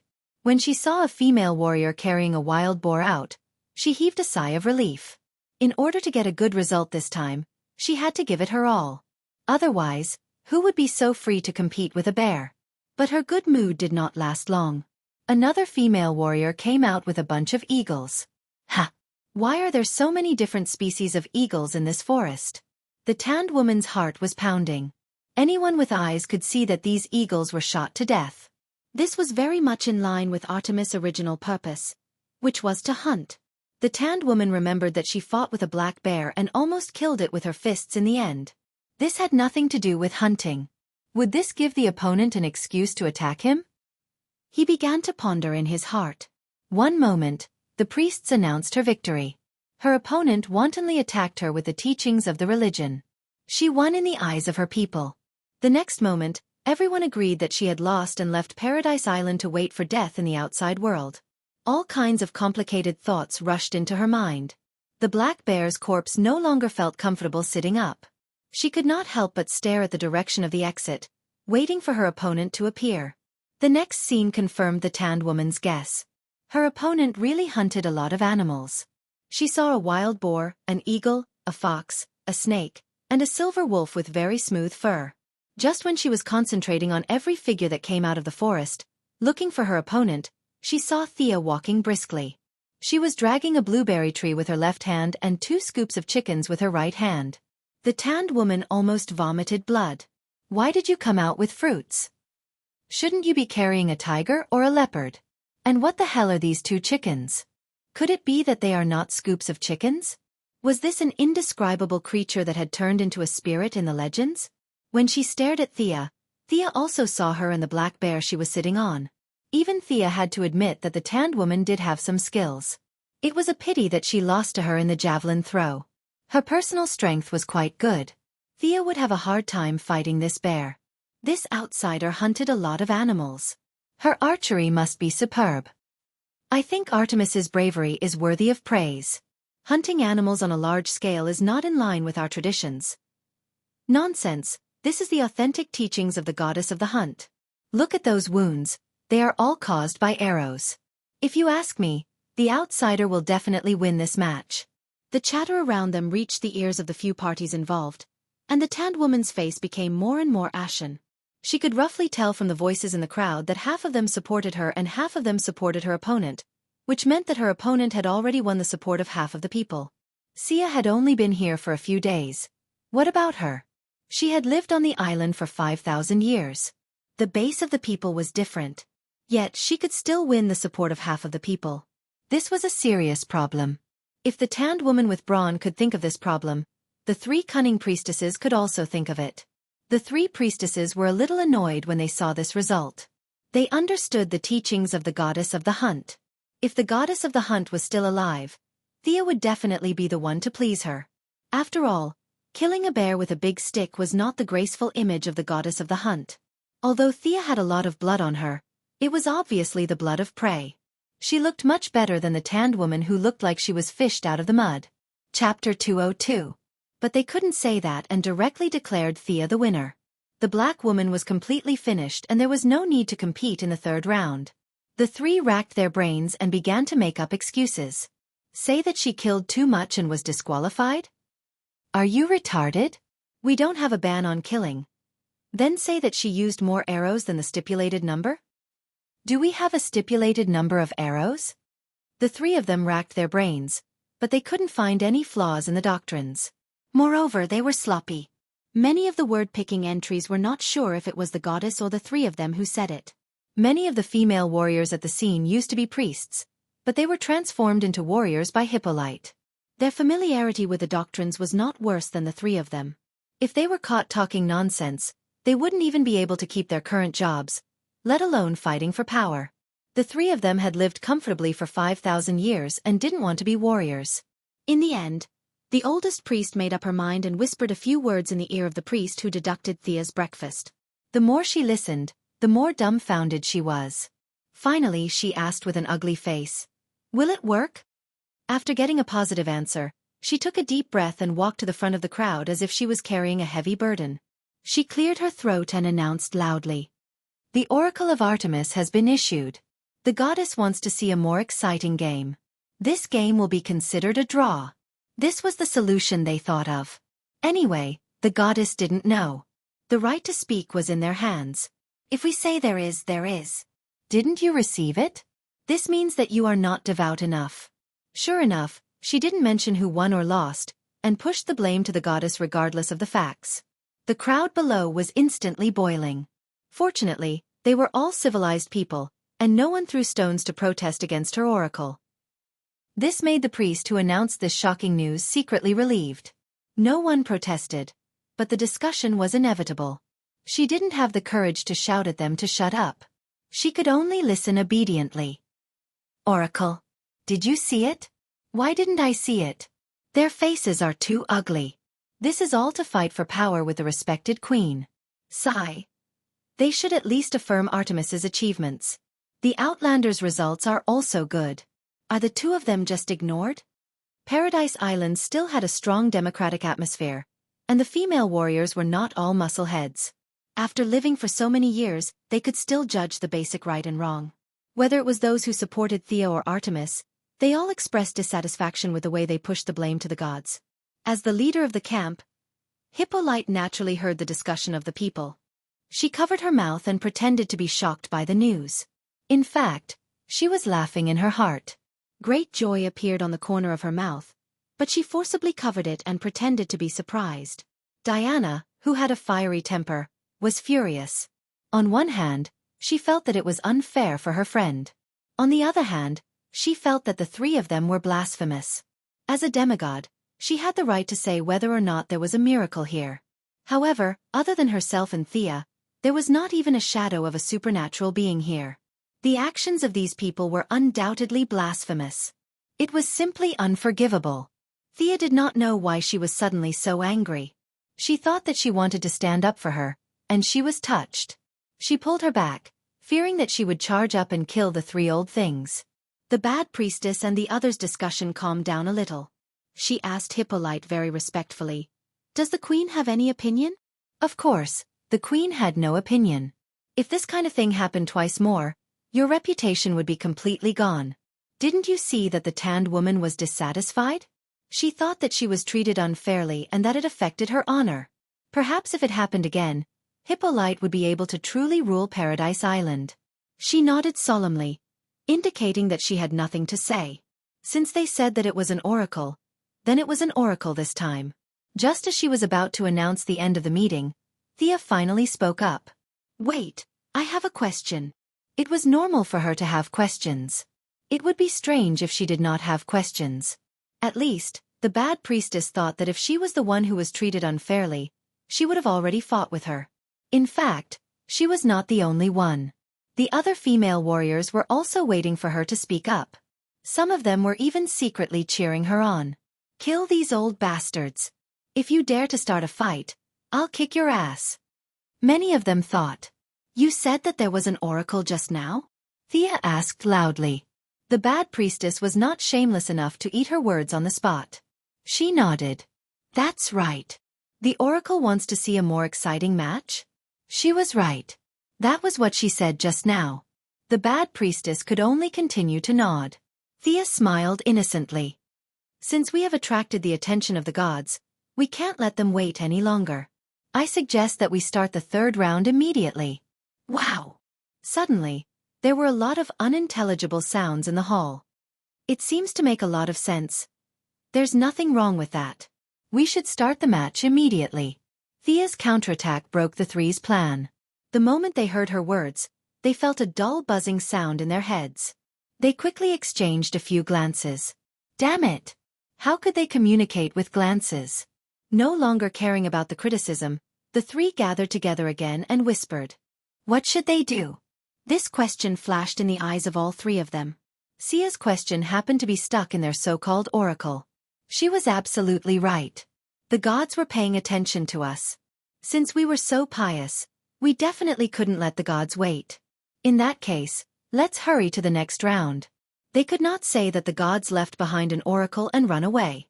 Now that the gods were not at home? That was too ridiculous. They could not even fool the simple people on their island, let alone the knowledgeable outsiders. Their own gods were hanging on by a thread. Even when they were full of divine power, the Greek gods were famous for playing around and not doing anything serious. They were far from being busy. It was pure nonsense to say that the gods were very busy.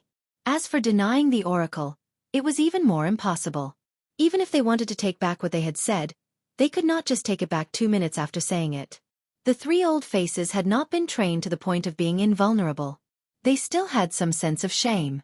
After careful consideration, they finally decided to do as she said. Continue the match. As for what to compete in, the three of them were a little confused. They competed in strength and skills. Was there any other specialty on Paradise Island that they could compete in? In a hurry, the three of them saw more and more female warriors pointing at the three of them. Needless to say, they were definitely not praising the three of them for their piety and honesty. Especially the distrust in Artemis's eyes, which hurt the three of them. Damn it, we are wasting our brain cells for you. Chapter 203. If the black and strong woman looked at them like this in the past, they would have already given up. Who do you think you are? But now the situation is different. No matter what the original purpose is, they must pull the black and strong woman. They have been forced into a corner. If they want to live peacefully, they have to fight. However, even if he was capable of making bold claims, it would be too difficult for him to actually execute them. The black and strong woman is a very typical Amazon female warrior. She can do nothing but fight and kill. Now the strength and skills are better. Do they want the two to fight? The three shook their heads at the same time. Thea's pretending to be a pig to eat a tiger left a deep impression on the three of them. Is it possible that she is a fighting master? The leader of the old priest thought hard. When she saw the puzzled eyes of the female warriors around her, she thought of a good way and whispered to the two of them. In fact, there is no need to discuss at all. She has a way. The other two are almost crazy by the situation in the field. Every second here, their popularity will drop by a lot. It is definitely better to have a way than to have no way. This time, the bad priest will not read the oracle. So many people at the scene are watching. The idea discussed by the three of them is immediately packaged as oracle? Do you think these more than 1,000 people are fools? The head of the old priest can only go out in person. She is not so courageous to disguise herself as an oracle, under the eyes of the public. She is afraid that she will be stoned to death by the angry female warriors. Finally, she has a bit of quick-wittedness and changed their ideas to disguise themselves. Through our interpretation of the oracle, we think the gods are going to personally assess the third game. Next, we will go to the temple for the final game. It has to be said that her words are quite clever. Out of the fear of the gods, the female warriors who were originally excited were suppressed. Is there really an oracle? Are they not lying? Let's look at the situation again. The female warriors were instantly shocked by her actions. Not to mention them, even Thea and Diana were surprised. What happened? Did the oracle really come? The two looked at each other and were a little confused. Hippolyte, who had been chatting with them for more than 5,000 years, was not so easy to fool. She pretended to be very excited and asked in the tone of a crazy fan, "What did the gods say? Can I go and listen to it myself?" In any case, she was the queen, and she and Zeus still had several legs of friendship. The priests couldn't refuse at all. Not to mention them, even if Artemis came down in person, in terms of identity, Hippolyte was not afraid of her. Now she just asked to watch, and no one dared to refuse. The old priest acquiesced to Hippolyte's proposal and replied, "The oracle is very obscure. Let's not let the gods wait for a long time. Let's go." For a moment, a big question mark appeared in the minds of those who understood. What were they planning? Thea was naturally a smart person. She also didn't understand what these old guys were trying to sell, but looking at the tanned woman's puzzled face, it was clear that she didn't know what they were trying to compete in. It was still fair. Thea just wanted to end this farce as soon as possible. If you want to fight for power with Hippolyte, Then go ahead. Why do you have to drag me into this? I have to go back and knead the dough. Knowing that Diana would also go, she was even more relieved. These three old guys can't summon Aries, right? There was nothing to be afraid of, so she calmly followed the three people. As she walked, she took out a handful of blueberries from her bag and handed them to Diana. The two followed the large group slowly as if they were on an outing. Diana, who had been with her for 2 days, was obviously thick-skinned. She took the food and ate without scruples. She didn't know if it was because she was influenced by the company she kept. Hippolyte and Antiope, who had been paying attention to them, were thoughtful.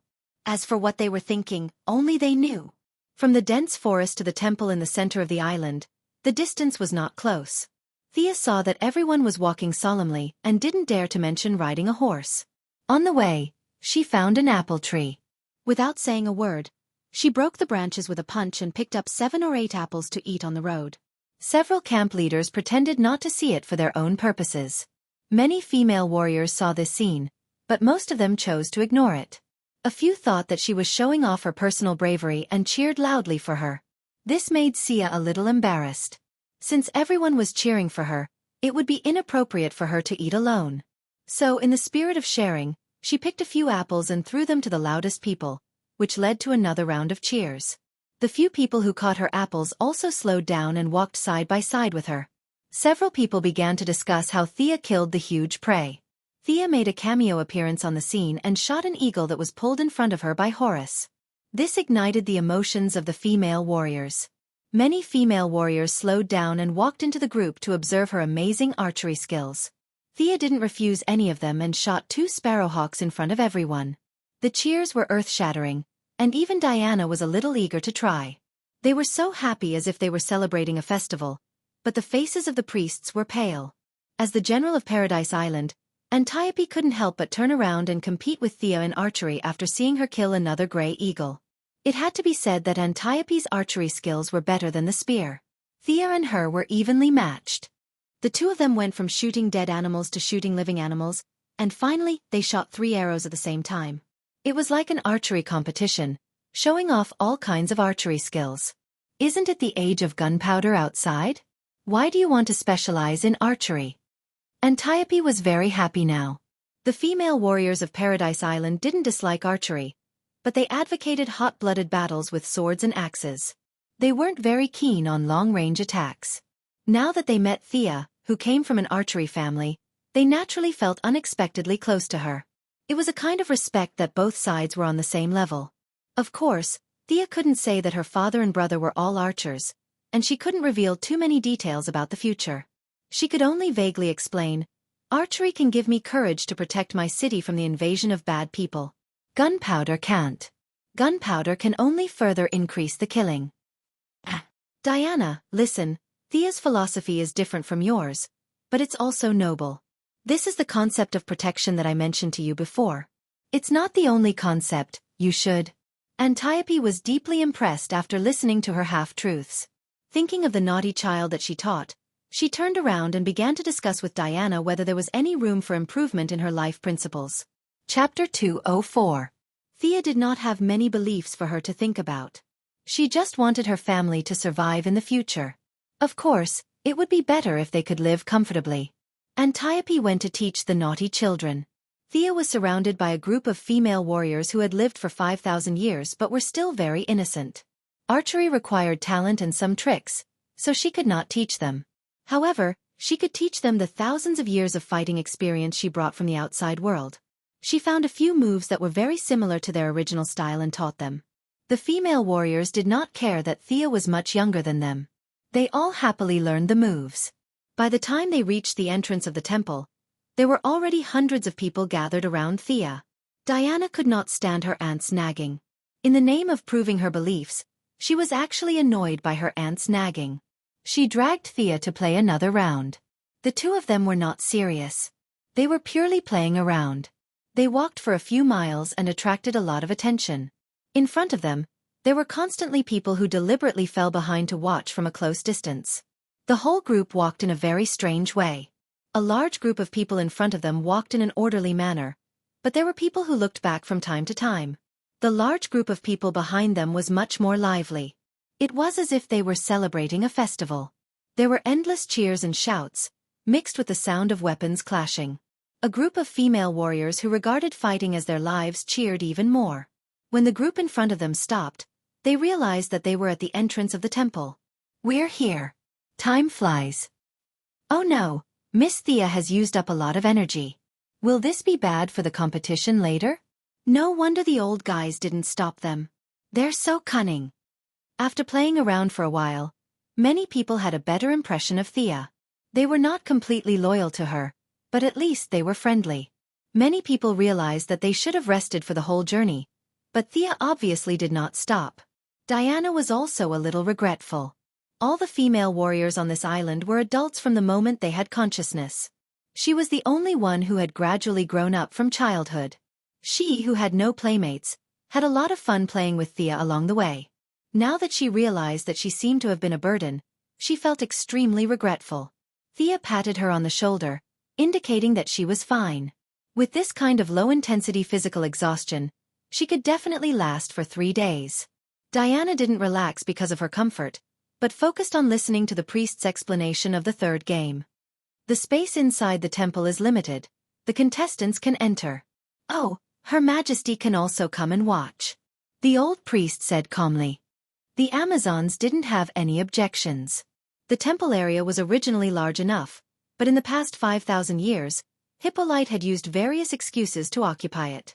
Today, she built 2 houses to improve the accommodation of the female warriors, and tomorrow, she took away a large piece of land. Now, the temple area had shrunk sharply. It could barely accommodate more than 200 people at the same time. The 3 priests didn't wait for them to respond. They led the way in, followed by the queen, Antiope, and the strong black woman. Thea sighed and followed them. Diana calmly accompanied her. She was blessed by the gods, and no one could stop her.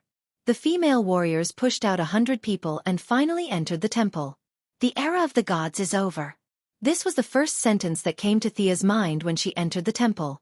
The statues of the 12 main gods, which should have been full of majesty and solemnity, were now crowded side by side. The whole space seemed cramped and small. Although the statues of the gods were full of power and beauty, Thea didn't feel a trace of divine power from them. There was only heavy lethargy and defeat.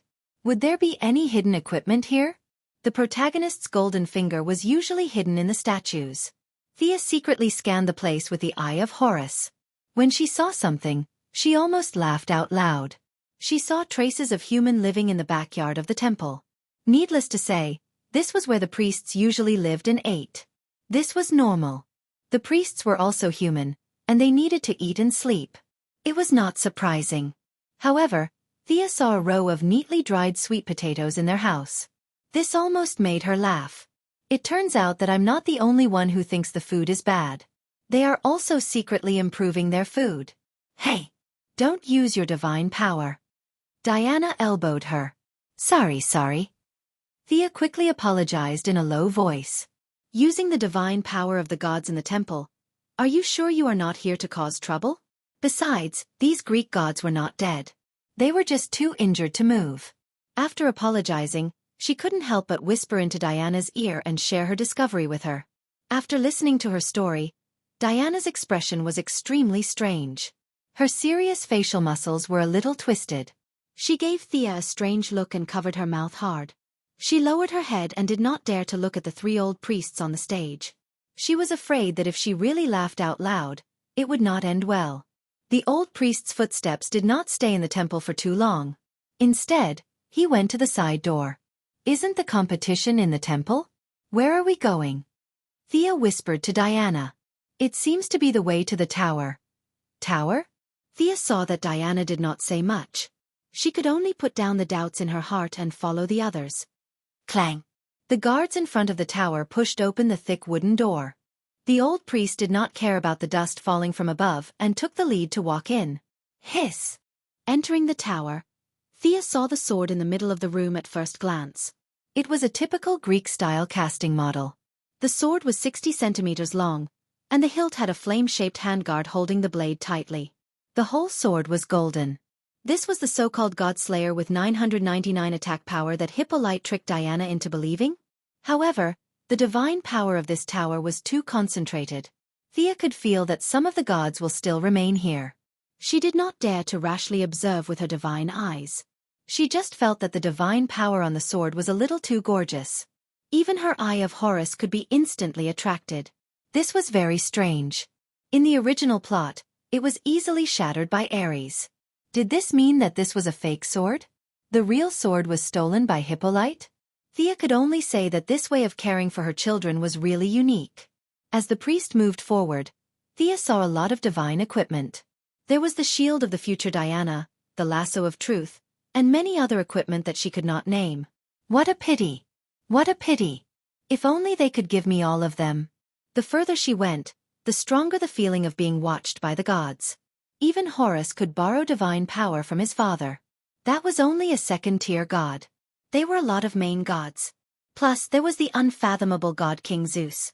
Even if Superman were to fly over in his dark form, he would not be able to snatch them. Lady Thea could only be an honest spectator. Chapter 205. Along the way, Sia's heart was itching. In the end, she simply stopped looking at them and followed them around in circles with her head lowered. From the outside, the tower covered an area of about 100 square meters, but the internal space was extremely unscientific. She felt that there was no end to it. Was this space magic? Thea kept looking at the surrounding environment, but unfortunately, she could not see anything. When several people climbed over a mountain in the tower, crossed two small rivers, and stopped, they had come to a shallow beach covered with grass. There were some low trees around. The whole environment layout was not natural, but it was obvious that it took a lot of effort. A silver-white elk was lying alone on the shore. When it heard the footsteps of several people, it did not look up, but its ears trembled slightly. It seemed to be trying to identify the identity of the people. This is the Oracle of Artemis. It has accompanied the goddess of the moon for countless years. Your third test is to get its approval. Who will go first? The old priest introduced it with some pride. In fact, it was mainly for Thea. The Amazons basically knew the identity of this elk. Several former priests who had turned into warriors had fed it before. The only one who was really unfamiliar with it was Thea. Although the dark and strong woman was not familiar with the elk, she had been around for so many years and had dealt with the elk under the name of Artemis. She should be familiar with it, right? Compared to Thea, this was the first time she had seen it. She had a great advantage. The old priest wants to praise his own intelligence and wisdom. I am so witty. I don't compete with you in strength or skills. It is useless even if you have a great force value. We are more familiar with the place and have a wide network. She couldn't hide her thoughts from everyone, and she didn't want to hide it. So what if they guessed it or not? As long as the dark and strong woman won this game, the results of the two would be a tie. The overall score would still be a tie.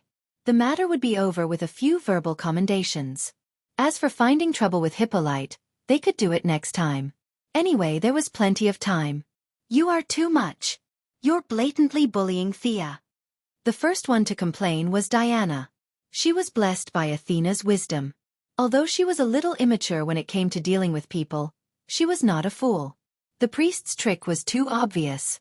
It would be abnormal if he couldn't tell.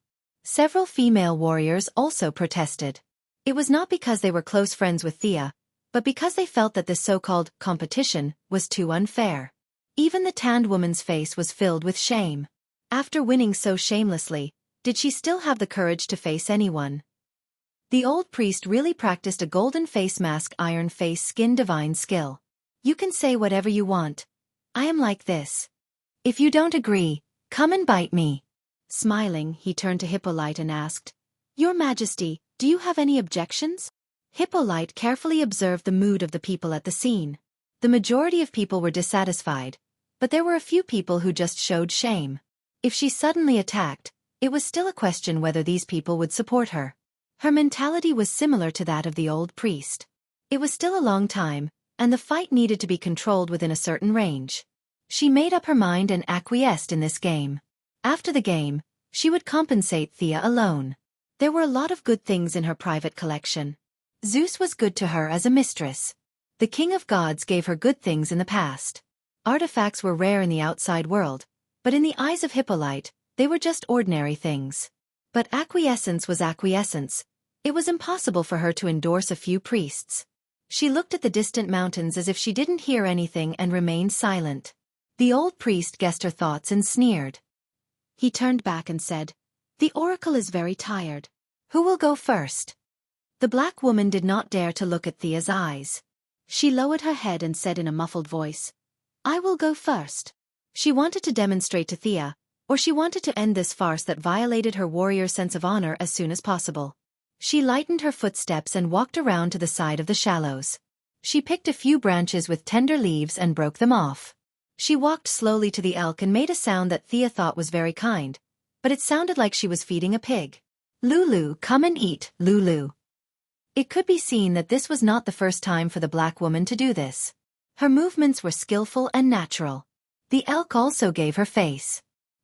He raised his head slightly and took a few bites of the tender leaves that were sent to his mouth. After that, he nodded gently.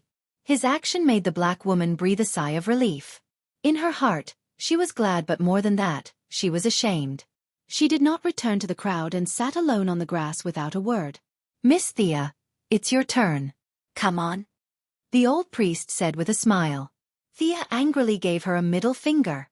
Although the old priest did not understand the meaning of this gesture, he knew that it was not a compliment.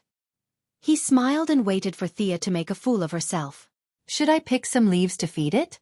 When Thea walked closer, she found that the elk was really very old. Compared to the animals on the island that were constantly reborn, it did not enjoy the eternal magic of Paradise Island. It seemed that its life was consumed every minute and every second. Time had left many traces on its body. Its eyes that should have been clear and transparent were now full of turbidity. It could not see. The horns that had defeated countless powerful enemies were still as sharp as blades. However, the goddess's slumber had also taken away its fighting spirit. The invasion of time had made it completely lose the courage it once had. Its soul was too tired. It was consuming its own lifespan. It was begging for death. These thoughts came to Thea's mind, but she could understand the bitterness of the elk. It had amazing fighting power, but everything was meaningless. It could only wait here alone for the last moment of its life. "Why are you so sad? Can I help you?" Thea ignored the sharp horns, knelt down beside the elk, gently stroked its cheek, and said slowly but firmly. The elk did not notice her at first. It only thought that she was one of the priests, but when Thea said these words, it instantly felt different. If she was not one of the priests with complicated thoughts, who was she? Where did this sense of intimacy come from?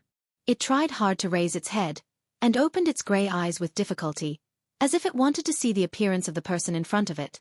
Wow! The crowd made all kinds of unintelligible sounds. The oracle had a reaction to this outsider. This was the first time in their thousands of years. The priests' hearts were suddenly filled with thunder, accompanied by thousands of galloping horses. Of course, they were the ones who were struck by thunder and trampled by thousands of horses. They looked at each other and saw the fear in the corners of their companions' eyes. "No way? Again. Why did I say again? This is different from the script." Chapter 206. Thea did not have time to think about their feelings. She only felt a weak connection between herself and the elk.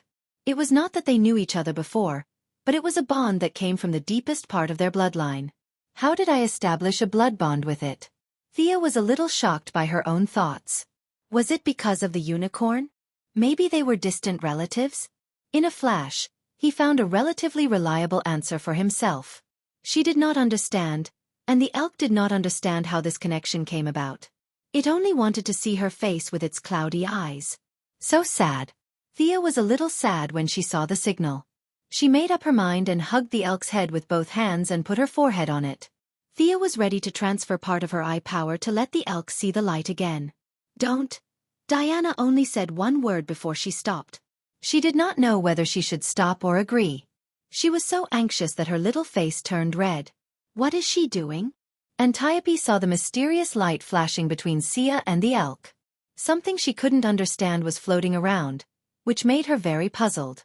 Seeing Diana's anxious shout, she asked in a low voice, "What's the matter?" Diana hesitated for a long time before she whispered, "She is transferring her divine power. She is also a child of God?" With the common values of Paradise Island, she instantly thought of this word. As for killing a god, It was not in her dictionary at all. She is a noble child of God, Diana said with absolute certainty. At the same time, the spirit of sacrifice, protection, and dedication in her heart deepened by a few %. In fact, Thea was not as noble as she thought. She could help others when they were in trouble, but she was not willing to sacrifice herself to help others. Horace was known for his good eyesight. His eye power was almost endless. It was not an exaggeration to say that he could go up to heaven or down to hell. Now, although he only had one eye and did not have a body, the transfer of his eye power would only make Thea's eyes sore for a few days. It would not have a big impact. In addition, the elk itself also had divinity. It was just that its desire to die was too strong previously, so it did not heal its eyes immediately when it was damaged. Now that Sia's eye power had overflowed and its own self-healing ability, the white mist in its eyes dissipated at a visible rate. The elk saw Thea as soon as it regained its vision. It intimately rubbed its face against hers. Thea had used too much eye power at this time, and her eyes began to ache. She rubbed the corner of her eyes, and a few drops of tears flowed down her cheeks. When this scene fell into the eyes of Diana and other inexperienced young girls, it was like a man and a deer crying with joy after seeing the light again, causing the eyes of several female warriors to turn red. Sia was about to turn back and greet the bad priests. "Look, this young lady has passed, right? Let's see what you have to say." Suddenly, she felt the elk send her a "come, follow me" signal. The elk saw her squatting there in a daze, so it bit her sleeve and dragged her inside. Don't pull, I'll go with you." This guy was really strong. Conservatively speaking, she estimated that he had more than a ton of pulling force. He almost pulled Sia down. What was it doing? After sending several signals, the elk did not respond. It just signaled to follow it. Thea sighed and had no choice but to follow it. The few people who saw this scene were a little confused as to where the moose was taking Sia. Diana, who had infinite courage, was the first to follow. The queen and Antiope were worried about her safety and also wanted to follow. "You can't go up. That is the eternal resting place of the gods," the old priest shouted at Thea. The response to her was the moose's teeth and Sia's middle finger. The old priest saw the moose's sharp horns and his heart trembled a little. Their Amazons were not the same as the animals who were constantly reborn on the island. When they died, they died. The gods only gave them eternal life, but they did not give them the ability to resurrect indefinitely. If they were stabbed to death by the elk, they would really die. They were not afraid of death, but if they were killed by the oracle, it would be too bad. It would make them look like they had done something heinous. At first they just wanted to take back part of the right to speak. It was far from blasphemy. Hippolyte, as the God King's mistress, was careful to play the game. They did not dare to do anything that crossed the line. The three of them could only watch in fear as Sia disappeared from their sight. As for Diana and the others, they did not dare to stop her. The blessings of the gods were not a joke. In addition, many of these main gods were her brothers and sisters. She could wander around all the temples as she wished. Even the gods had no objections, let alone the three of them, divine servants. The queen's status was similar. She didn't even look at the three priests and walked over calmly. Antiope didn't say anything. She just pulled out her sword and followed after her sister with a flash of sword light. Seeing that the female warriors also wanted to go inside, the three priests were completely angry. "You can't go in. I have the right to go in. I still have the name of the gods." The black strong woman looked at the three old things seriously. She was very sad when they mentioned the name of the gods. Even the blind could see that Thea had won the competition. It was them who urged her to make trouble. Otherwise, how could she fall to this point now? Without waiting for the three to answer, she waved her hand and walked inside like a black bear. The rest of the female warriors did not have as good a reason as her.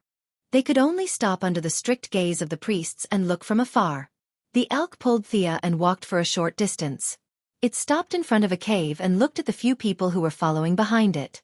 It had the best attitude towards Diana. It rubbed her arm and nodded slightly to the queen. As for the rest of the people, they were all ignored. It lowered its head and drew a deep mark on the ground with its sharp horn, indicating that the others should not follow it. Then it pulled Thea into the cave. The few of them knew very well what it meant. It meant that unrelated people were not allowed to enter. Even if you, Diana, are the sister of the goddess, You are still not allowed to enter. Thea could only say goodbye and followed the elk into the cave. The moment her left foot stepped into the cave, she felt that something was wrong. After experiencing the explosion of the Eye of Arcane Core, she immediately sensed that the surrounding environment had changed dramatically. A huge amount of time flowed around her. No way. Did I wear it again? But soon she realized that she was still in the original 1918 time period. It was just that the space had changed drastically. She was teleported to a very conceptual place. There was no definition of time and space around her. There was only silence and eternity. Hello, young time traveler, I am Artemis.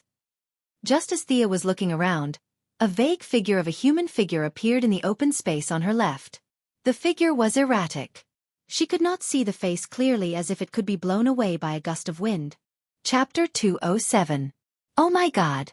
Wasn't this guy dead? How could he appear in front of others? Could this space be? The humanoid shadow seemed to have guessed her doubts and continued. You are now in a high-latitude bit wall that must rely on the original spacetime. What you see is a shadow of me projected from the past.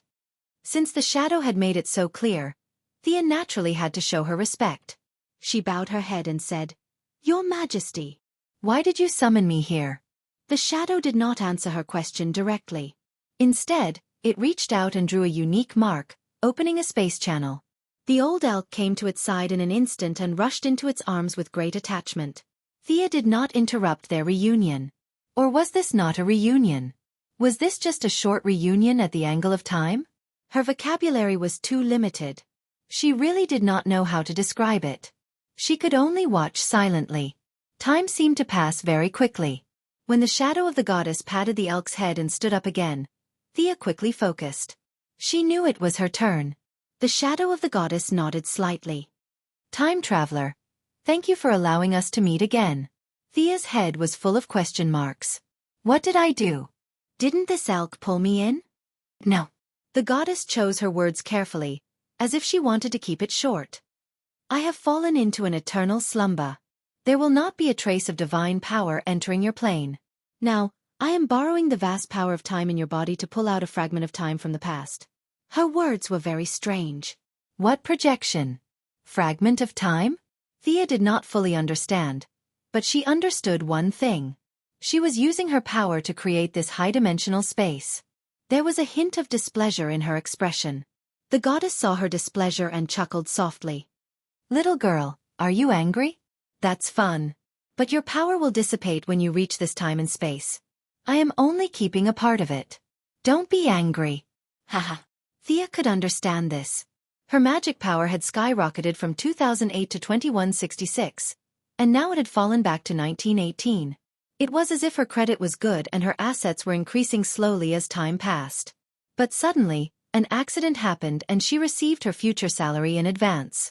She could have paid it back, but unfortunately, she came back to the past and did not pay back her debt. Instead, she was overdrawn. Thea did not dare to imagine what would happen if she left the anti-magic zone. This was also the reason why she did not dare to leave Paradise Island. Time was too scary. Even the God King would not easily touch anything related to time, let alone her.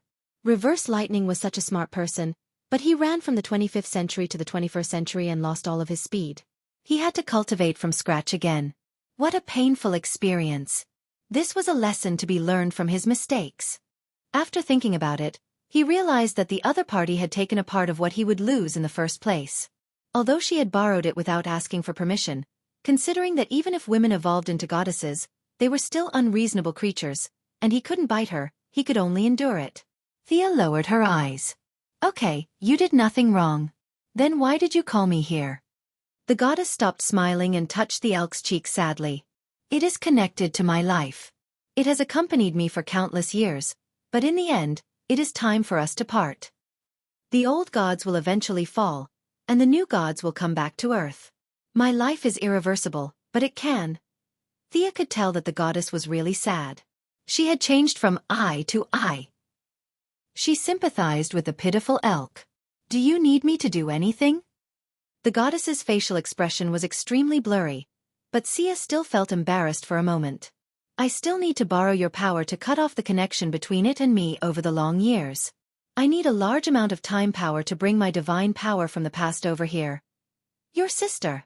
You're bullying an honest person to death, aren't you? Thea looked at her suspiciously, waiting for further explanation. Seeing her confusion, the goddess quickly explained. Of course, I won't use it for nothing. After cutting off the connection with me, it will follow you. It has a lot of combat experience and will be of help to you. Also, I can help you retain some of its magic power for about 10 years. Think about it. So that's the case. Thea began to think. This condition was not impossible. Thea could not see the elk's combat power. No matter how she looked at it, it was just an old elk. It could not have eaten the man-man fruit, right? She really did not see how it could help her, but the 10 years of magic power retention was very powerful. It could save her 10 years of time. It seemed to be a much better result than the previous one, which was 100% wasted and even had the possibility of getting money back. Your Majesty, it was an accident that I came to this time and space. Will my bloodline cause me some time trouble after I leave the island? Thea thought about it again and again. This was a serious problem. She did not want to be blown up as soon as she left the island, nor did she want to stay on the island for the rest of her life. It was rare to meet a goddess who seemed to be easy to talk to, so she had to ask clearly. Moreover, if she took away her magic power, time would come to her door to ask for money. If she could not pay it back, it would be a big joke. The goddess seemed to have expected her question and answered proudly, "Divine power can change everything. We respect time, but we are not afraid of time. With your authority in the Master of Time, I will help you to stay within a constant value. Even if you return to your original time and space, you will not lose control, and it will not affect your future development. This part will be your power from now on." The goddess also knows about the Council of the Master of Time? Thea was a little surprised that those weaklings could be known by Artemis, a true god who had been dead for God knows how many years. I only know that they are not as simple as you think.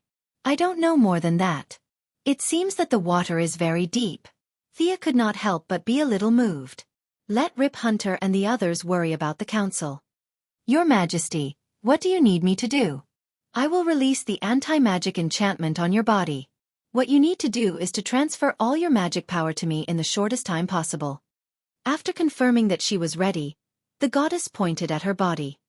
Whadash! The sudden surge of magic power made the high-dimensional space begin to tremble. Fortunately, this was not the first time. She summoned the unicorn that still did not understand what was going on. The two of them merged again and quickly gathered the sudden surge of magic power. Amazing power. It's hard to imagine that you are immortal. Ha! You seem to have a trace of divinity, but it is not the divinity of the Greek gods. The goddess did not expect her magic power to reach this level. Seeing that the space was trembling, she stabilized the surroundings and watched her merge and said thoughtfully. Chapter 208. She touched the ears of the elk beside her. She is a good girl. She will achieve great things in the future. I don't think you will feel wronged if you follow her in the future. The elk whimpered at the goddess. Although it was just a quick glance, it did see the unicorn that was dragged out in a daze. Although it felt that this distant relative looked a little silly, the elk, who is also a divine beast, still recognized Thea from its original friendliness. Thea did not know that the master and servant were talking about her. She thought that the fusion would go smoothly, but she encountered a little trouble. The problem was the little divinity of war that Arthas absorbed. The era of the old gods had come to an end, and the deification of faith had become history. From now on it was the era of power. Like Jin Chao, who was ranked third in the world and could beat all the other divine kings, he did not have any divinity. He only had incomparable power. Thea was now stuck at the time when the old gods had died and the new gods had not yet been born. Divinity could be said to be a unique characteristic of the gods. It included their personality, beliefs, rules of conduct, and a lot of other things. Originally, Thea could not absorb it, and the other divinity did not like her. However, the unicorn absorbed a little, and this little bit was integrated into Thea's body through the fusion. She also had the Eye of Horus, which was of the same origin as the divinity. After the fusion of the two, she unexpectedly also had a trace of divinity. What Thea did not know was that if she absorbed too much divinity, Horus might be resurrected with her body. Fortunately, Horus was not the god of war. Most of the divinity that represented war in his body was taken away by the Dragon Queen. After that, with the unicorn's share, The divinity that fell into Thea's body in the end was very little. It was impossible to rely on this trace of divinity to ignite the fire, build a divine body, obtain a divine title, and then happily crown her name as the god of war. But sometimes, this trace of divinity determined the difference between a human and a god. Thea only needed time to completely absorb this trace of divinity. No matter how weak it was, she would be considered as having divinity. It took a Herculean effort to temporarily control the divinity. It would take a lot of time to completely understand it. He put on the golden armor again. Due to the divinity of war, the patterns on the armor were more detailed. "Quick, you don't have much time left. Give me your hand." The goddess saw that she was looking at her armor and quickly reminded her. "Oh, okay." Even without his reminder, Sia also felt that her magic power was rapidly dissipating, and the speed was getting faster and faster. Before she could see how much her armor had changed, it had degenerated from a full-body armor to a half-body armor in less than a second. The palms of a man and a god crossed the distance of countless years and finally clasped together. Thea felt as if there were two huge water pumps beside her.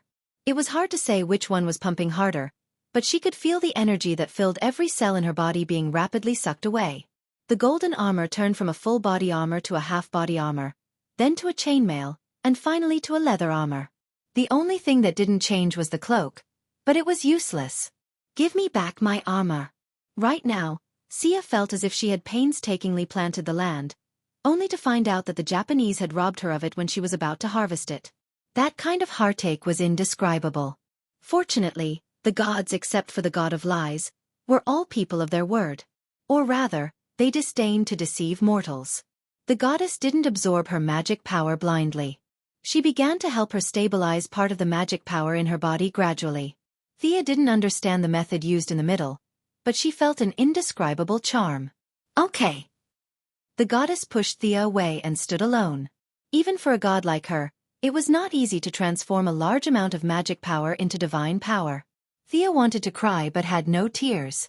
Although she was mentally prepared, this kind of loss could not be described without experiencing it firsthand. The elk seemed to be very experienced in comforting people.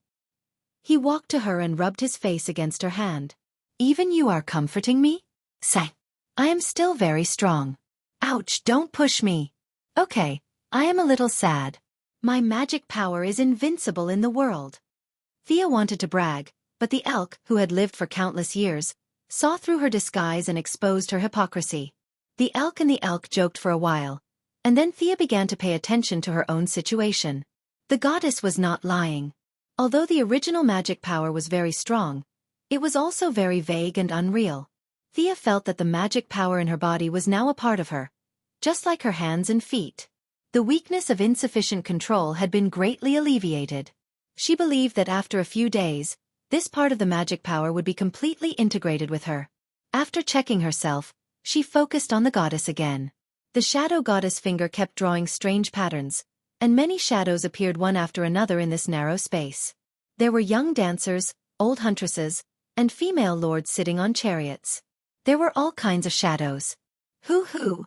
It could be seen that this kind of summoning across time and space was also a great burden on the goddess. She did not waste any time.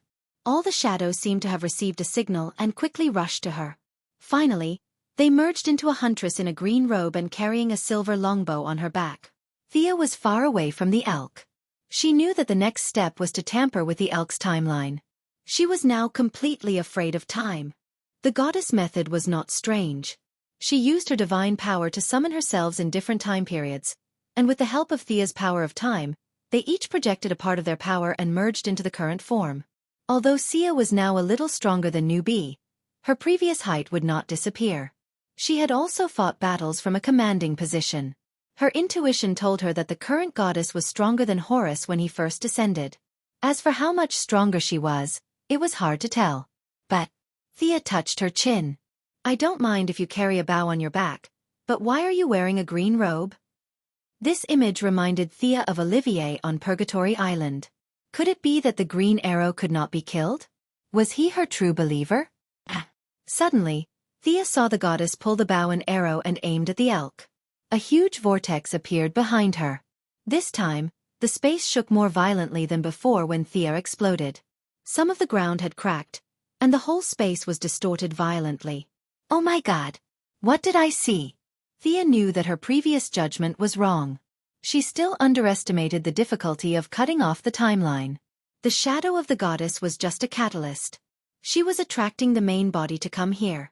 As the vortex expanded, Thea took a few steps out. She had no choice. She had felt a huge energy fluctuation on the other side of the vortex. This was probably the main body of Artemis, the strongest attack across time and space in her heyday. Chapter 209. The elk was on all fours, lying on the ground and shivering. Of course, it didn't think that the goddess was going to shoot it to death, but it was distressed that its master had wasted her divine power for it, so it couldn't help but lie on the ground and cry. Here it comes. The momentum of the phantom goddess reached its peak, and she loosened the arrow. At the same time, there was a crisp sound of a bowstring in the whirlpool behind her. Faster than lightning, faster than light, and even faster than the concept of speed itself, an arrow flew out of the whirlpool and instantly pierced in front of the elk, while the arrow of the phantom goddess fell behind it. Two low sounds sounded in Thea's heart. This was not the transmission of sound, but some kind of conceptual resonance. The elk's past and future were cut off. A shadow that was exactly the same as the elk on the ground quickly ran out of the whirlpool, and the two quickly merged and could no longer be distinguished. The phantom goddess closed the whirlpool, and her green robe and bow disappeared again as if they had never existed. She gently stroked the side of the elk's face. Child, you are free. Go and live a new life. The elk walked to Thea's side, and the goddess pointed at their foreheads. In the future, it will accompany you until the end of your life. It will accompany you back to your original time and space. You must treat it well. Thea, who was going to ask how to go home, quickly seized the topic. Your Majesty, can you let me go back to my original time and space? Or let me contact the spaceship that I was on before? The goddess was silent for a long time, as if she was searching for something. Finally, she shook her head in Thea's expectant eyes. Sorry, I didn't find any trace of them. Although my divine power is not enough to search too far into the future, I feel that they are not in the same timeline as you. Before Sia showed a desperate expression, he continued. However, after you go out, you can take my bow and arrow. In the quiver that Father God made for me, there is a divine arrow blessed by Father God's divine power. When this arrow absorbs enough divine power, it can help you open the time channel. With your authority in the Time Council, you should be able to find your original time point smoothly. What did she mean, her bow and arrow? She didn't want to borrow it, did she? Thea asked cautiously and uncertainly. What do you mean by bow and arrow? Hee, little girl. You don't have to test me. It's just as you think. I've already fallen, so I don't need a bow anymore.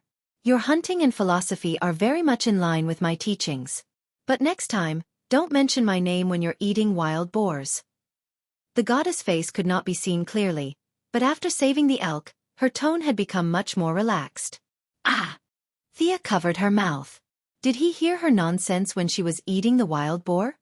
These deities have too much time on their hands. You're already a corpse, yet they're still in the mood for leisure. Thea smiled awkwardly as she hurriedly apologized to her goddess. What child's words were? What inexperience! No matter if she was right or wrong, she should at least express her attitude. The goddess nodded and seemed to accept her explanation. Her tone became serious. Where did the divinity in your body come from? If I'm not mistaken, this is an Egyptian temple? Judging from the divinity, it contains waves of unwillingness. Could it be that a mortal like you can actually kill a god? Thea did not know how to answer, but she remembered the books she read from Diana over the past few days. It seemed that the Greek and Egyptian deities were mortal enemies. Seeing that the goddess was still waiting for her answer, Thea made up her mind and nodded. It's Horus. The goddess was silent for a few seconds. Suddenly, her tone became high-pitched. Amazing. It's hard to believe that you can do such a feat as a mortal. I have to reward you. Haha, Thea laughed in her heart. She had made the right bet. There was indeed a grudge between them. This could be considered as a proof of his allegiance. We're definitely on the same side. She could almost see all kinds of divine equipment falling into her bag. One of the 18 types of weapons. She might not be able to defeat Darkseid, but General Zod should not be a problem. Awesome. Just as Thea was wondering if she would wake up from her dream, the goddess sigh made her heart skip a beat. It's a pity that I'm all alone now. I have nothing to reward you with, but I still have some of your magic left. What's the meaning of this? Now that the divine equipment is gone, you want to use my original items to send me away? Thea could not tell what she was feeling at the moment. She only felt that the goddess was a god. She was too stingy, but it was better than nothing. Just as she was about to nod, the goddess spoke again. I've converted all of this magic into divine power. You can't use it even if I give it back to you. What should I do? Sia's mood was in a mess because of her, sometimes high and sometimes low. She could tell that the goddess was not teasing her. She was indeed shy and could not take out anything. Seeing the goddess thinking hard, Sia did not dare to urge her. She could only stand straight and wait. Young time traveler, are you willing to be my chosen one? The goddess finally asked a question. Chosen one? The first thing that came to Thea's mind was the scene of Moira fooling the people. Those were her mother's chosen ones, but she soon realized that the goddess did not mean that. Thanks to Diana, Thea had recently read a lot of books about the gods. She had also attended literacy classes for 2 nights. Her knowledge of the gods was not shallow. She immediately understood what the goddess meant. What responsibilities does your chosen one have to bear? The reward was proportional to the effort. It was not that there was no such thing as a free lunch, but in theory, it was not her turn. The goddess waved her hand. I've already fallen. My chosen one doesn't need any responsibilities. If you're in a good mood, help me spread the word. If you're in a bad mood, don't. Such preferential treatment. Thea was immediately tempted. According to Diana, the chosen one was different from the priests. The priests were the servants of the gods. No matter how powerful the priests were, they were still servants. The role of the chosen one was similar to that of a disciple and an assistant. Seeing that she was a little tempted, the goddess added another weight. I originally thought that you were of the light attribute, so I absorbed more magic. I didn't expect that you also have the dark attribute, and a lot of it. If you become my chosen one, you will be able to master countless spells under the moonlight, and the power will be increased by 30%. I'm willing to be your chosen one. Thea immediately knelt down on one knee. It was too embarrassing to have magic but not the corresponding spells. Since there was no responsibility or obligation, why not get a lot of free knowledge? Ahem. You stand up first. The goddess was a little embarrassed. She pulled Thea up again. In her puzzled eyes, the goddess asked very seriously, Time traveler, tell me your name. Thea's mouth twitched a little. Are you kidding me? We've been talking here for a long time, and you don't even know my name. This goddess looked very serious, but in fact, she was a little funny. After thinking about it again, she could not blame her. Horus, who was stabbed to death by her, probably did not know her name until he died. Chapter 2:10. This group of gods, whether it was Greek or Egyptian, had this problem. They looked down on mortals. Perhaps it was because their level of life was too high, and they were too lazy to remember the short lifespan of human beings. There was an idiom that could very accurately describe their attitude towards life, and that was, they were arrogant. Thea stood up helplessly and cleared her throat. Your Majesty, my name is Thea Quinn. Ahem, I remember. Come, kneel down now. Thea resisted the urge to kneel down again. Fortunately, nothing went wrong this time. The goddess conjured a shadow of a longbow and placed it on Thea's shoulder. She breathed steadily and said solemnly, I am the daughter of Zeus and Leto. My name is Artemis. I am the goddess of hunting and moonlight. Today, I bless Thea Quinn, my chosen one, forever. At first, Thea thought that it would be like a Western wedding, where she would have to say something like, I do. But the truth was that this ceremony did not require her consent at all. The gods meant what they said. If they said you could do it, you could do it. The goddess then repeated it twice in 2 strange languages. Thea did not understand a single word. A soft silver light connected the foreheads of a human and a god in the blink of an eye. Countless knowledge poured into her mind. There were dark spells, the sacrificial methods of the Greek gods, hunting and breeding animals, and even a lot of dance moves and a lot of knowledge about brewing wine. What kind of nonsense is this? Thea was speechless. These gods looked very sacred, but they were actually very bored. Almost 70% of the knowledge that the goddess passed to her was about eating, drinking, and having fun. Usually, no one was thinking about fighting, and time was wasted. No wonder Ares could defeat an entire ship of them. But to say that this chosen one was useless was an injustice to the goddess. Although the specific knowledge needed to be sorted out, she had automatically mastered a spell-like ability. The goddess called this spell Eternal Night, which was cast once every 3 days. It could ignore the environment at the time and transform the night into a night with few stars, covering a radius of 10 miles. Within the range, regardless of friend or foe, the attack power of women would automatically increase by 30%, while the attack power of men would decrease by 30%. Such a discriminatory spell also depended on the strength of the specific target. If the target was too strong, it would not decrease by 30%, but it would definitely weaken the target. As for other benefits of the chosen one, such as increased lifespan and immunity to hallucinations, Thea was not in the mood to look carefully, because the shadow of the goddess was more ethereal. Apparently, the magic that she had absorbed from Thea had been completely exhausted. The divinity that you obtained from Horus, I have completely transformed it into divine power. Divine power is the foundation of the future. I will teach you a method. If you obtain divinity again in the future, you can use this spell to completely transform it into your own divine power. After the goddess finished speaking, she sent a ball of light into Thea's body. Farewell, my chosen one. I am very lucky to have met you at the last moment of my life. May you walk a new path under the stars. Go out. Your future is still waiting for you. If Diana is in trouble, for my sake, help her. The palm of the goddess quickly enlarged in her eyes, and Thea only felt that she was pushed down from a high building. When her consciousness returned to her body, she found that she was still in the cave. There was no high-dimensional space, no goddess, only the mournful cry of the elk. Did she come out? Feeling that the magic in her body was less than 1/10 of the original, she sighed in her heart. This magic could be completely controlled by herself.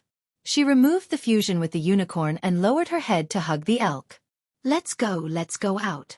This time, the elk did not hesitate.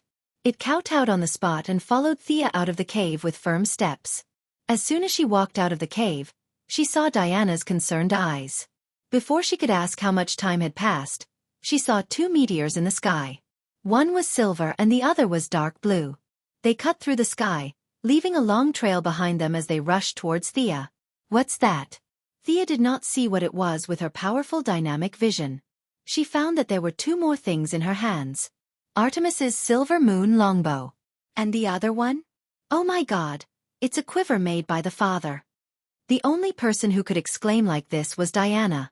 At this time, she only had 1 guardian silver bracelet, and it was not yet the time when she would have a full set of god-tier equipment.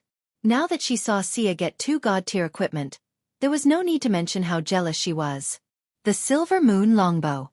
Thea gently stroked the bow. The touch proved that the bow was not made of metal.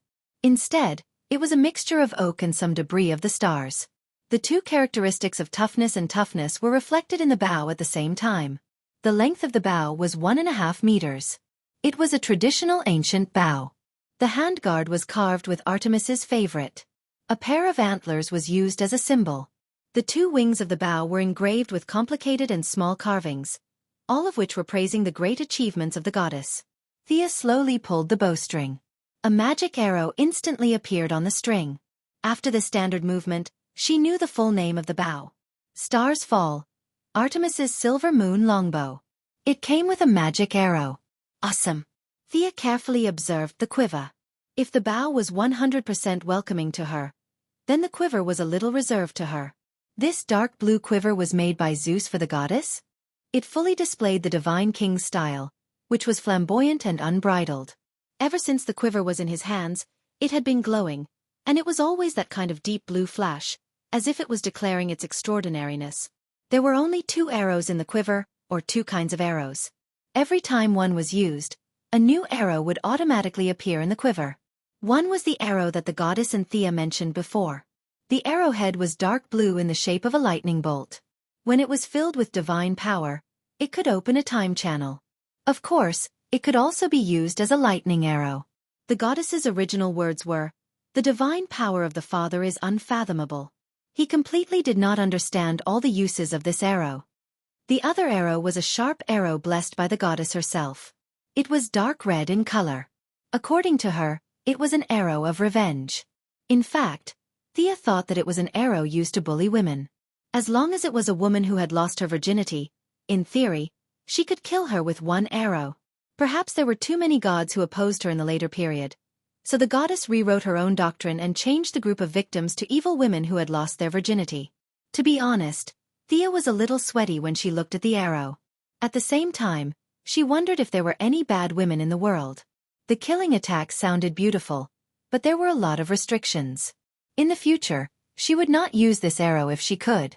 Whether it was the bow or the arrow, they could be stored in her body, and they were unique. That was to say, as long as she took away these two artifacts, even if she was in the original time and space of Paradise Island, there would be no trace of these two artifacts. Unless she was killed, these two artifacts would be bound to her. She did not immediately put them away. She still wanted to see the faces of these bad priests. If she put them away, what if they did not admit it?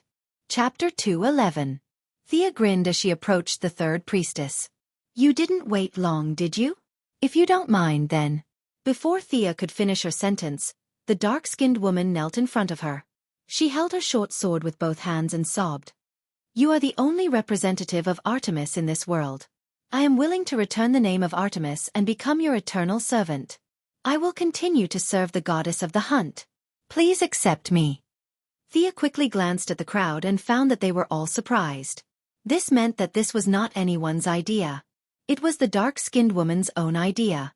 She had to admit that she was quick-witted. She gave up the name of Artemis and became a servant. At least her reputation was preserved. If Thea did not leave the island, no one could banish her. However, her so-called eternal servant was a heavy promise. She probably thought that Thea would not live long. What a pity. Now, with the blessing of the chosen and the divine power, and the life she shared with a unicorn, Thea could live for tens of thousands of years. The dark-skinned woman's plan was quite thorough. It seemed that she was not a completely brainless warrior. Should I accept her or not? She glanced at Hippolyte and saw the queen nodding slightly at her. Thea would not be so obedient, but she was already in a state of indifference. The queen's gesture made her make up her mind. "What is your real name?" the dark-skinned woman said with a little pain. "Niabi." Thea took her short sword and returned it to her. "I am Thea Quinn, the chosen of Artemis. As the only representative of Artemis's authority on Earth, I accept your loyalty until the end of your life. I allow you to continue to serve the goddess." After saying that, she gently stroked Niabi's shoulder with the silver moon longbow in her hand. "Get up, warrior of the goddess. I'll give you a mission now." Under the dark and muscular woman's puzzled gaze, Sia pointed at the elk. "The task of feeding it from now on is yours." Sending the tanned woman to feed the elk was an important reason for Sia's final decision. As the daughter of a wealthy family, she did not have the patience to serve animals. Since the tanned woman knew the elk before, the task of feeding it from now on would be handed over to her. All of this happened very quickly. The dark-skinned woman gave up on the title of god, and the competition became meaningless. Only then did the crowd burst into a huge discussion.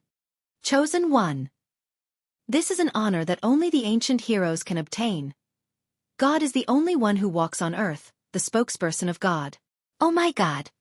The three old priests were completely withered, and the most important fighting force under their hands, the black strong woman, directly surrendered to the enemy. The remaining few female warriors looked at their eyes with a little distrust. Although the voters were only designated by a single G.O.D., her status as a representative of the G.O.D.S. gave her great power to speak. The three of them had been talking about the 12 gods together for so many years. Now Artemis and the others definitely couldn't represent them, but they couldn't say that it was announced by 11 gods when they announced the oracle in the future. The whole could not be changed.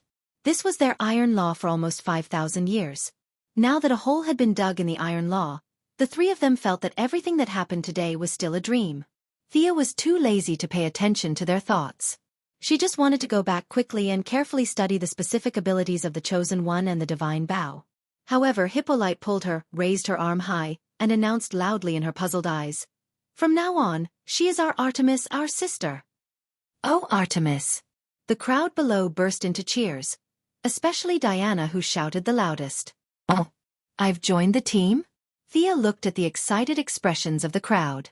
This was no longer a matter of unlocking the reputation.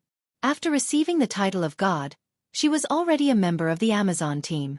Legally, from any point of view, she was a member of this team. Anyway, she still had to stay here for a few months, so it was not bad. Thea calmly accepted the praise of everyone, including the old priests, who came forward and said a few words of congratulations against their will. Hippolyte ignored the priests who had ugly expressions. Diana, you take Artemis to change clothes. The rest of you, come with me to prepare the ceremony to welcome the new sister. Thea, oh no Artemis, let's go. The ceremony will be ready quickly. Diana dragged Thea and ran. Elk saw it and quickly followed. The black strong woman sighed and followed behind. Diana, just call me Thea. Before she could finish her words, she was interrupted sharply. No. You must maintain respect for the gods. Elk blabbered a lot. Thea was a little speechless. You don't have to be so respectful to the gods. In her opinion, the goddess is just a little bit better than a clown. You admire her so much, but she doesn't care about you at all. Although you are half-sisters, the goddess only mentioned Diana at the end. I'm afraid that 10,000 Dianas added together are not as important as her dear. Thea was a little speechless. The so-called blessings of the gods were most likely forced by Zeus because he loved his daughter. Thea felt that her time was tight and her task was heavy.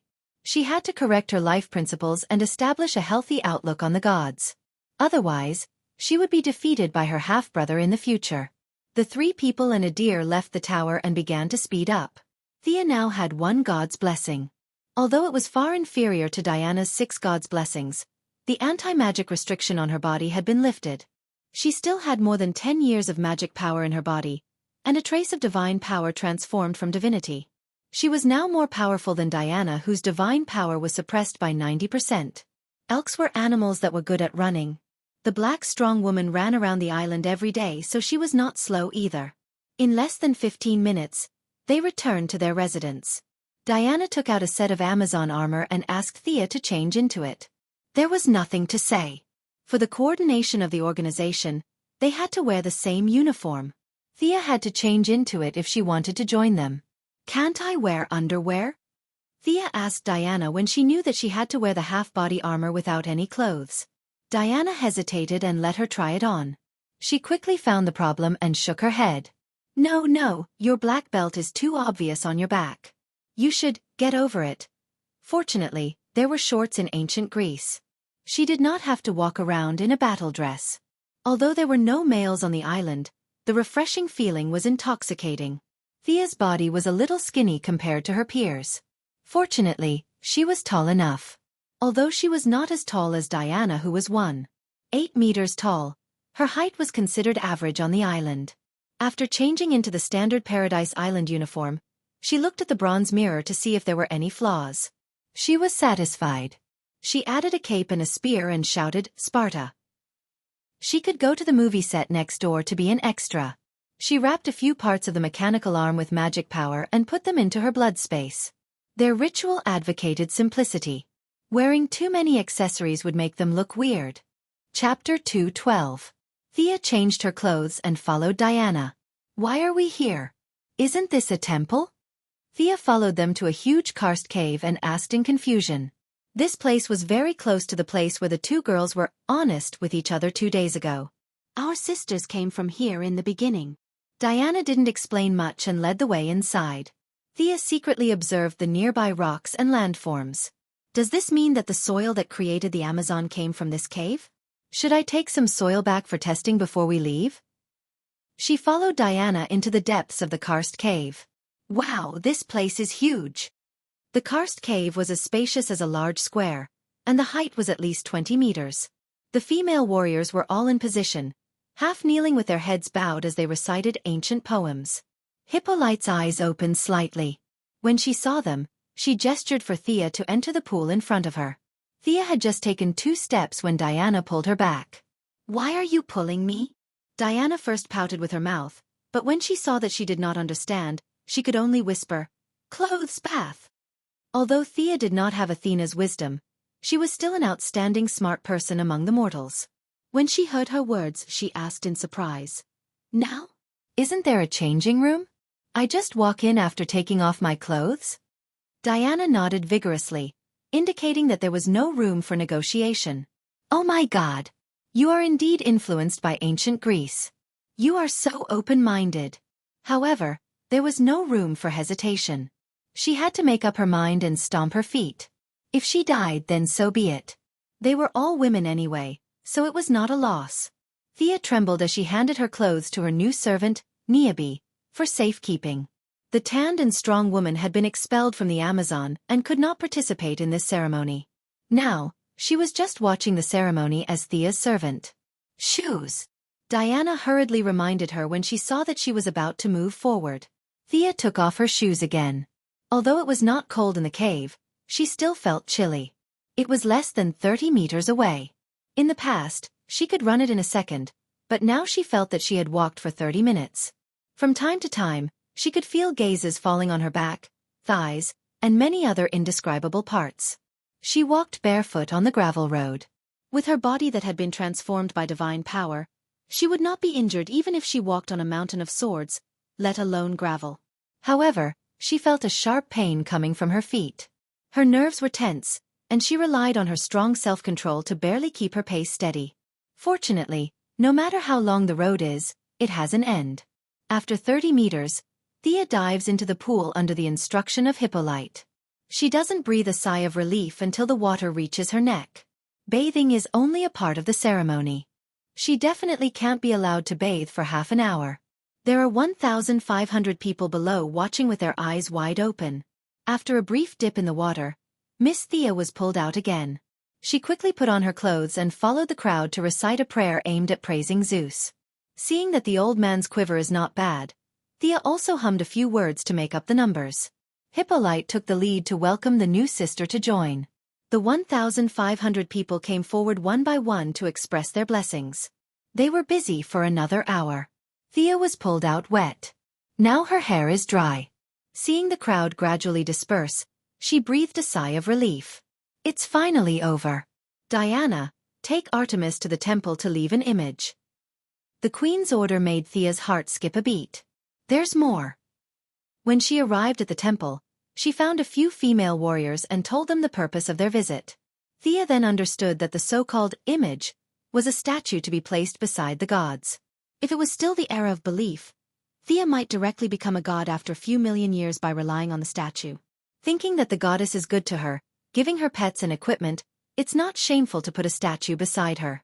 Thea happily agreed. Who knows that this is the beginning of her nightmare? What? It's just a pose? Why do I have to take off my shirt? Thea feels that it's too difficult to communicate with these old-fashioned people. The female warrior, who has good craftsmanship and can be regarded as a sculptor in modern society, showed a bitter smile. She has been talking to the new chosen of the goddess of the hunt for half an hour. She talked from art to folklore, from folklore to doctrine, and led Thea to visit the statue room again. Indeed, as she said, all the statues were in a variety of combat postures. There were no extra clothes, just a cloth belt below as clothes. Seeing that Thea was a little hesitant, he began to talk about the beauty, the sense of honor, and the power of faith of believers. He chattered on and on about the benefits of all these. Thea didn't listen to the female sculptor's other words, but she did hear the power of faith clearly. Although it is not the era of belief, it doesn't mean that belief doesn't provide power. It can't be seen in a short time, but Thea is not a person of this era. When she returns to the original time and space, it will be 100 years later. The faith accumulated in this 100 years is enough for her to transform a lot of divine power. Then can we go into the temple to make a statue? No way. The gravel will tarnish the sanctity of the temple. No, we have to make a statue in the square outside. It is ventilated and full of sunlight, an important place for art to burst forth. The sculptor insisted that the statue must be made in the open. Thea thought for a long time. For the sake of that little bit of faith, I'll go all out. She couldn't help but look up at the sky. The gods have fallen, Batman's watchtower will not rise for another 100 years, so there shouldn't be anyone watching from the sky. For the second time in a day, she took off her armor, wrapped a piece of linen around her waist, and stood in a place with the most sunlight. She was a little embarrassed when she carried the quiver. The quiver was slanted, and the belt just happened to pass through the indescribable thing on Thea's chest, making her a little breathless. Why is this thing so tight? She adjusted it a few more times and put it in a barely suitable position.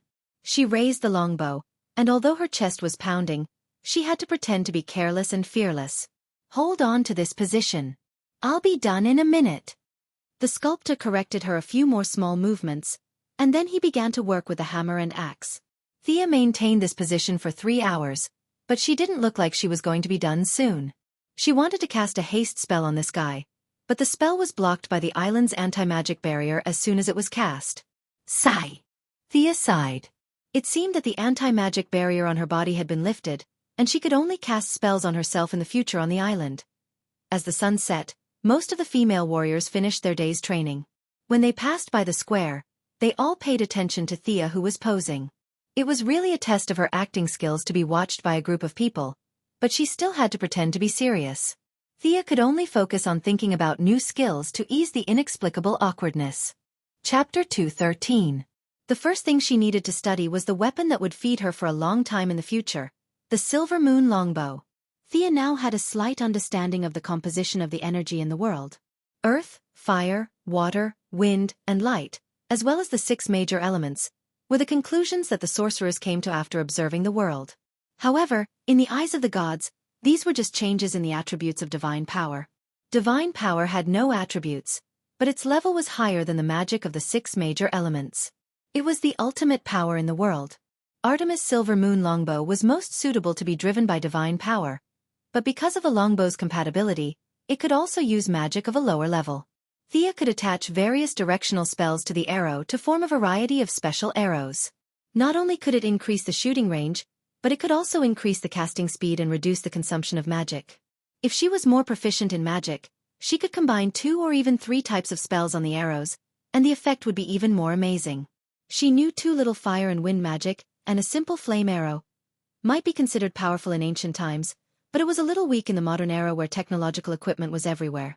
Thea focused her research on the light and dark elements.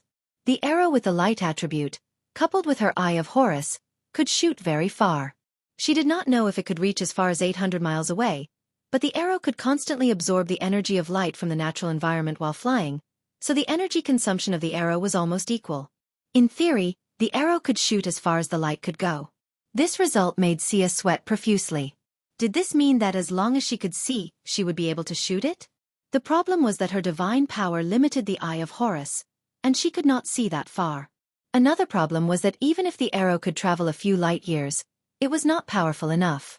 It was impossible to kill Darkseid with this arrow, but it could still bully the Earthlings. With the help of the knowledge of the Chosen, Thea now had the most knowledge of the dark element. Many of the goddess understandings were too profound. Putting aside the combat strength of the two, Uncle Merlin was like a child compared to the goddess in terms of age.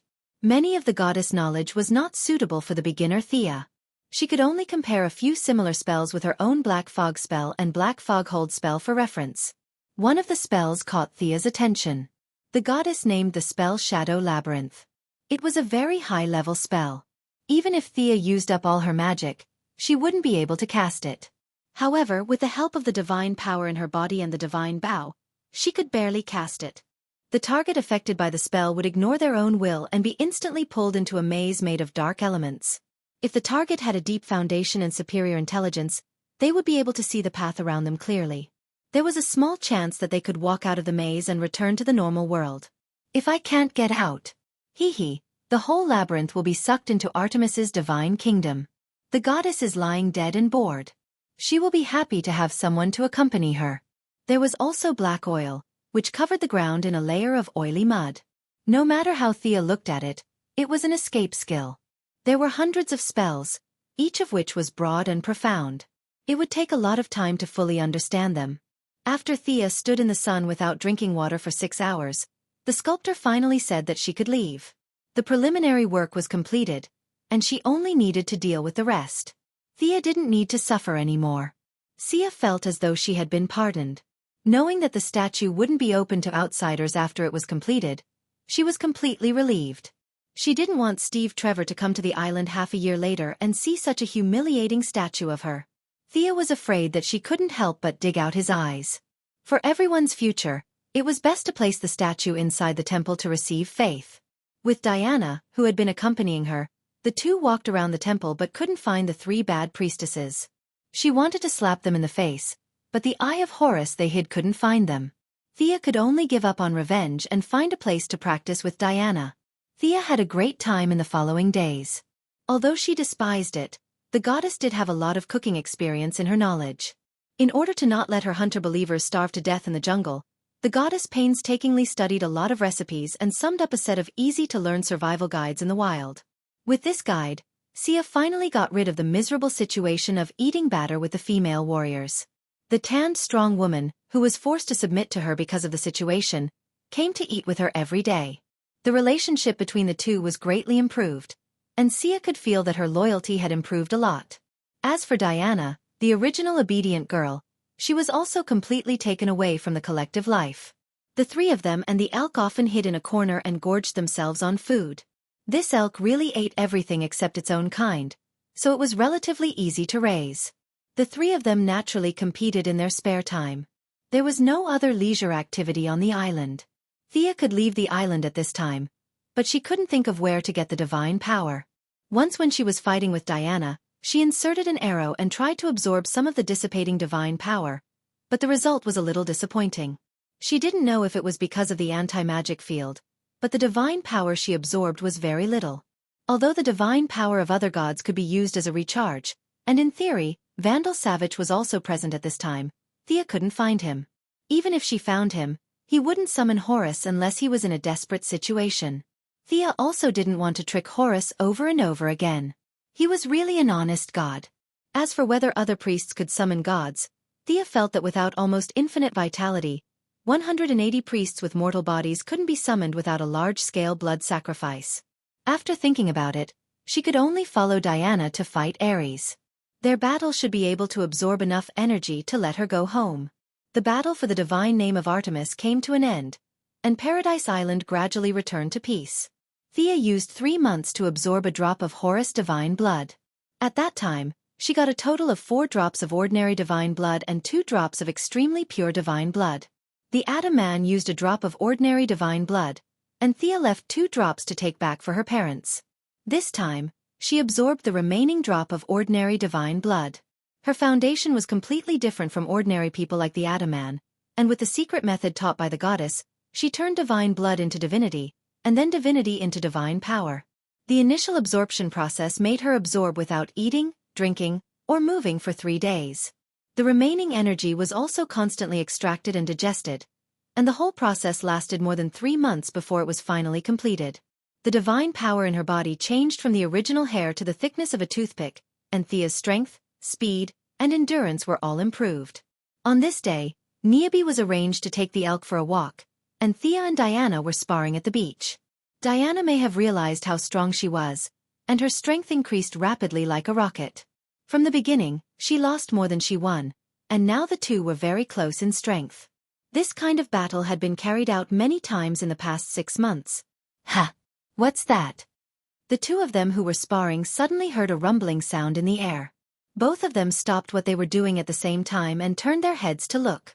It's a plane. Chapter 2:14. That's the plane? Why does it look like there's someone on it? That person seems to be calling for help. Diana did not have special eyes like Thea. Her divine power had improved her in all aspects. Her overall qualities were extremely balanced. She had no strong points but also no weak points. At this moment, she squinted her eyes slightly and looked at the single-winged Fokker plane in the sky that was emitting thick smoke. Diana asked Sia with some uncertainty. If she could see it, Thea could see it even more clearly. It was indeed the young Steve Trevor, the future liaison between the Justice League and the American government, the leader of the Heaven's Eye Society. He was wearing a German military uniform and looked at the plane anxiously as it spun and crashed into the sea. He did not have Thea's ability, nor did he have any life-saving equipment such as a skateboard. Although he tried for a long time to regain control of the plane, all his attempts were in vain. With a splash, the plane plunged into the cold sea. Diana saw the scene clearly. She hesitated for a moment and was ready to jump into the sea to save him. However, she realized that her braid was grabbed after she took 2 steps. She could only look at Thea with a puzzled expression. Paradise Island should not be discovered by the world. Think about what Her Majesty the Queen taught you. Thea certainly would not let her save Steve Trevor.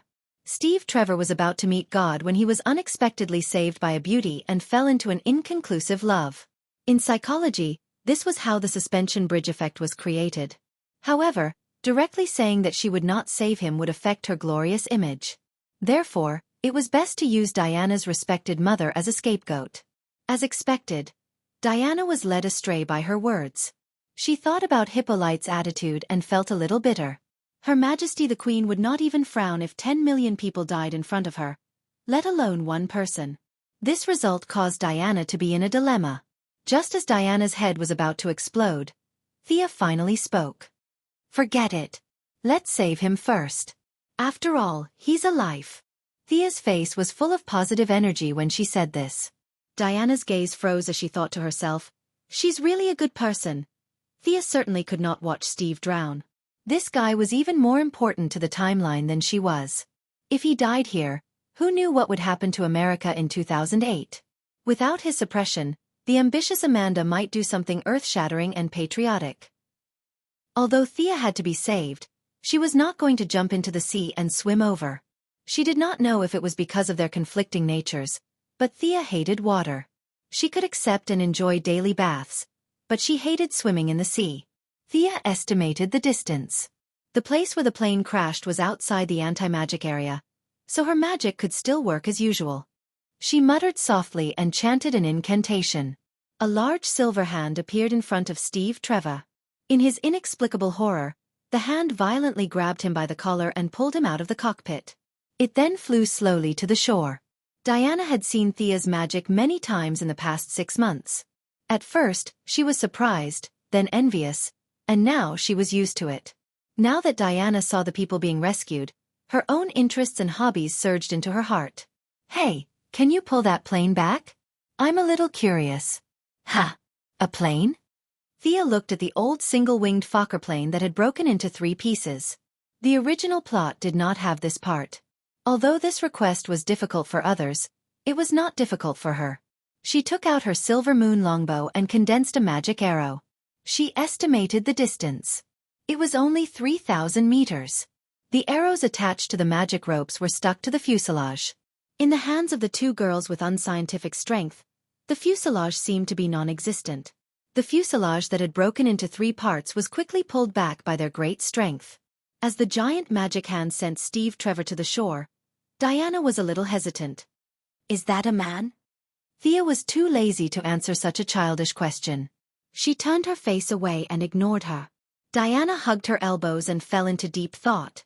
Should she study the man first or the plane first? In the end, the light of humanitarianism prevailed. Those machines could not escape anyway. Diana was a little excited and pulled Thea to see the man. It was the first living man she had ever seen in her life. Thea knew that the war was about to begin. The Germans and Hippolyte would appear one after another. The Germans did not care, but she did not want Queen Hippolyte to think that she was the one who saved Steve. She did not want Queen Hippolyte to think that she was the one who saved Steve and then kick her out of Paradise Island to appease the islanders, leaving her daughter behind. According to Sia's conjecture, the two-faced Hippolyte was completely capable of doing such a thing. That would be too unfair. She could not go and fight Ares, could she? Diana had to leave the island. This was an important event in the timeline. Thea unconsciously slowed down a few steps. She instantly cast a suggestion spell to reduce her presence. You're a man. Diana revealed her 8 white teeth, which she thought were very amiable, and looked at Steve, who was in a daze with a smile. At this time, Steve was so frightened by the giant silver hand that he almost peed his pants. It was the first time he encountered such a supernatural thing. Before he could wake up, he was pulled back to reality by Diana's voice. A man. What the hell was that? Steve Trevor looked at Diana, who was smiling like a flower in front of him. He was not surprised. In the past, when he saw a beautiful woman, he would always say a few words no matter how dangerous the situation was. However, at this time, he did not have such thoughts at all. His mind was filled with thoughts such as, her teeth are so white. And she won't eat me, right? Of course, Thea also played a part in this. Although the anti-magic spell on the island was still in effect, the two of them were at the edge of the island. The anti-magic spell was extremely unstable where they were now, which was one of the reasons why they could break in one after another. Thea cast a very small fear spell on Steve. This spell was greatly weakened by the anti-magic spell. In the past, it would at most give people nightmares. However, at this moment, when it was used on Steve, who was still in shock, the effect was surprisingly good. Unfortunately, the show did not last for more than 2 minutes. Boom! Thea heard a muffled sound in her mind. She immediately turned to look at Diana and found that she did not feel the loud sound at all. What happened? Was it the power of magic? Thea immediately opened the Eye of Horus to observe. She saw that the anti-magic spell that used to protect Paradise Island like a big shield was torn open not far away from them. The enchantment here was broken by a powerful force? Could it be that their continuous intrusion was not an accident, but the intervention of a higher-level existence? Ares. Thea chanted the name in her mind. She was still wondering how this group of people could have broken in one after another when this realm had not been discovered for 5,000 years. Thea had entered the range of Paradise Island through the time tunnel. Now that she thought about it, she did not think it was an accident. It was most likely the result of a few gods secretly working in the dark. How could these guys be an accident? Maybe this was part of Ares's plan, or maybe it was not. But now was not the time to think about it. Because the enemy was here. Chapter 2:15. Not far away, for small boats and a warship were sailing towards them. Just as Thea was wondering if she should sink the warship first, she realized that the warship, which could barely be considered a light cruiser, had hit the rocks right in front of her eyes. It hit the rocks. The hull of the ship tilted violently, and soldiers kept swimming to the boats. In less than 3 seconds, the warship began to fill with water, and in less than 10 seconds, it sank to the bottom of the sea. Are you kidding me? She did not believe that there was no divine intervention in this. It was too suspicious. There were many submerged reefs near Paradise Island, but the bottom of the warship in the early 20th century was already very thick, and there were also repairmen on board. The speed at which it sank was too fast. With a loud noise from the warship, Diana finally woke up from her academic discussion about men. She looked at the 4 small boats not far away and the armed soldiers on them. Oh, they're coming! Steve finally got out of his imagination and looked at the German soldiers who were about to land. He wanted to run up the mountain. Diana! The Queen's anxious and angry roar came at the right time. Thea breathed a sigh of relief. Fortunately, the plot would not change. Diana, get out of there! Hippolyte did not wait for Diana's response. She shouted to the female warriors around her. Archers, get ready! Ha! Their cliff was thousands of meters away from the sea. How did this group of female warriors suddenly become so fierce? Just as Thea was thinking about what was going on, she saw the Queen's body light up with a green wind, and the green wind instantly enveloped all the female warriors around her. So it was a magical equipment. No wonder. Thea did not think that all the female warriors were equipped with the Eye of Horus. Even if Horus turned into a centipede, he would not have so many eyes. However, this equipment was really good. The Queen, who did not have any magic power, could use it. Needless to say, it was given to her by Zeus, who was her close friend. It wasn't wrong to say that Diana had a full set of godly equipment, but as Zeus' mistress, she had lived for so many years without being killed by the jealous god Queen Hera. One could imagine how luxurious her equipment was. The first round of crossfire between the Amazons and the German soldiers ended with the Queen's side winning. A rain of arrows streaked across the sky and fell on the enemy's head. The only pity was that the Queen had rushed over in a hurry. There were too few of them, less than 50 of them, while the German soldiers on the other side had more than 300. After taking the first round of arrows head-on, the German side lost less than 10% of their members. The remaining people yelled and rode with all their might, rapidly shortening the distance between the two sides. Diana, take him and hide. I'll join the battle. Thea now had some feelings for Paradise Island.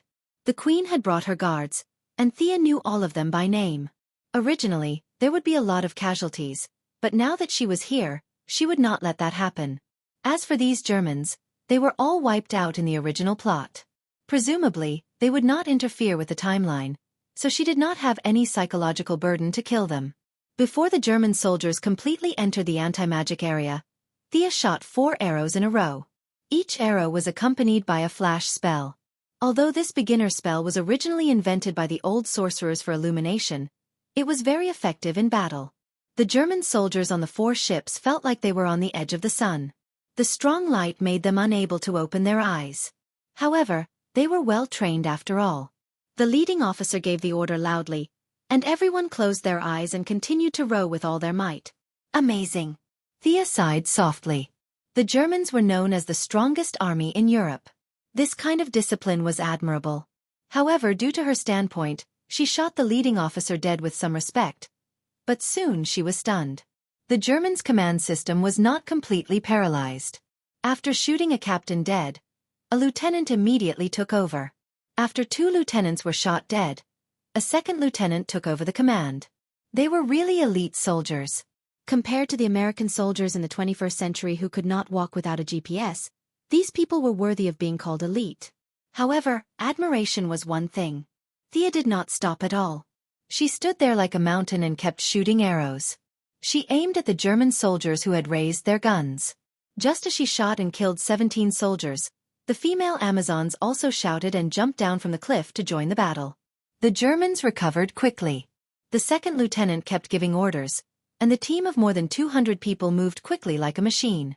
The metal bullets began to show their power on the battlefield. The second lieutenant with a big beard, who might have been very stylish at the time, but looked a little dirty in Thea's eyes. He touched his beard and looked contemptuously at the female Amazons who were gathering. Natives? Haha, let them see the power of science.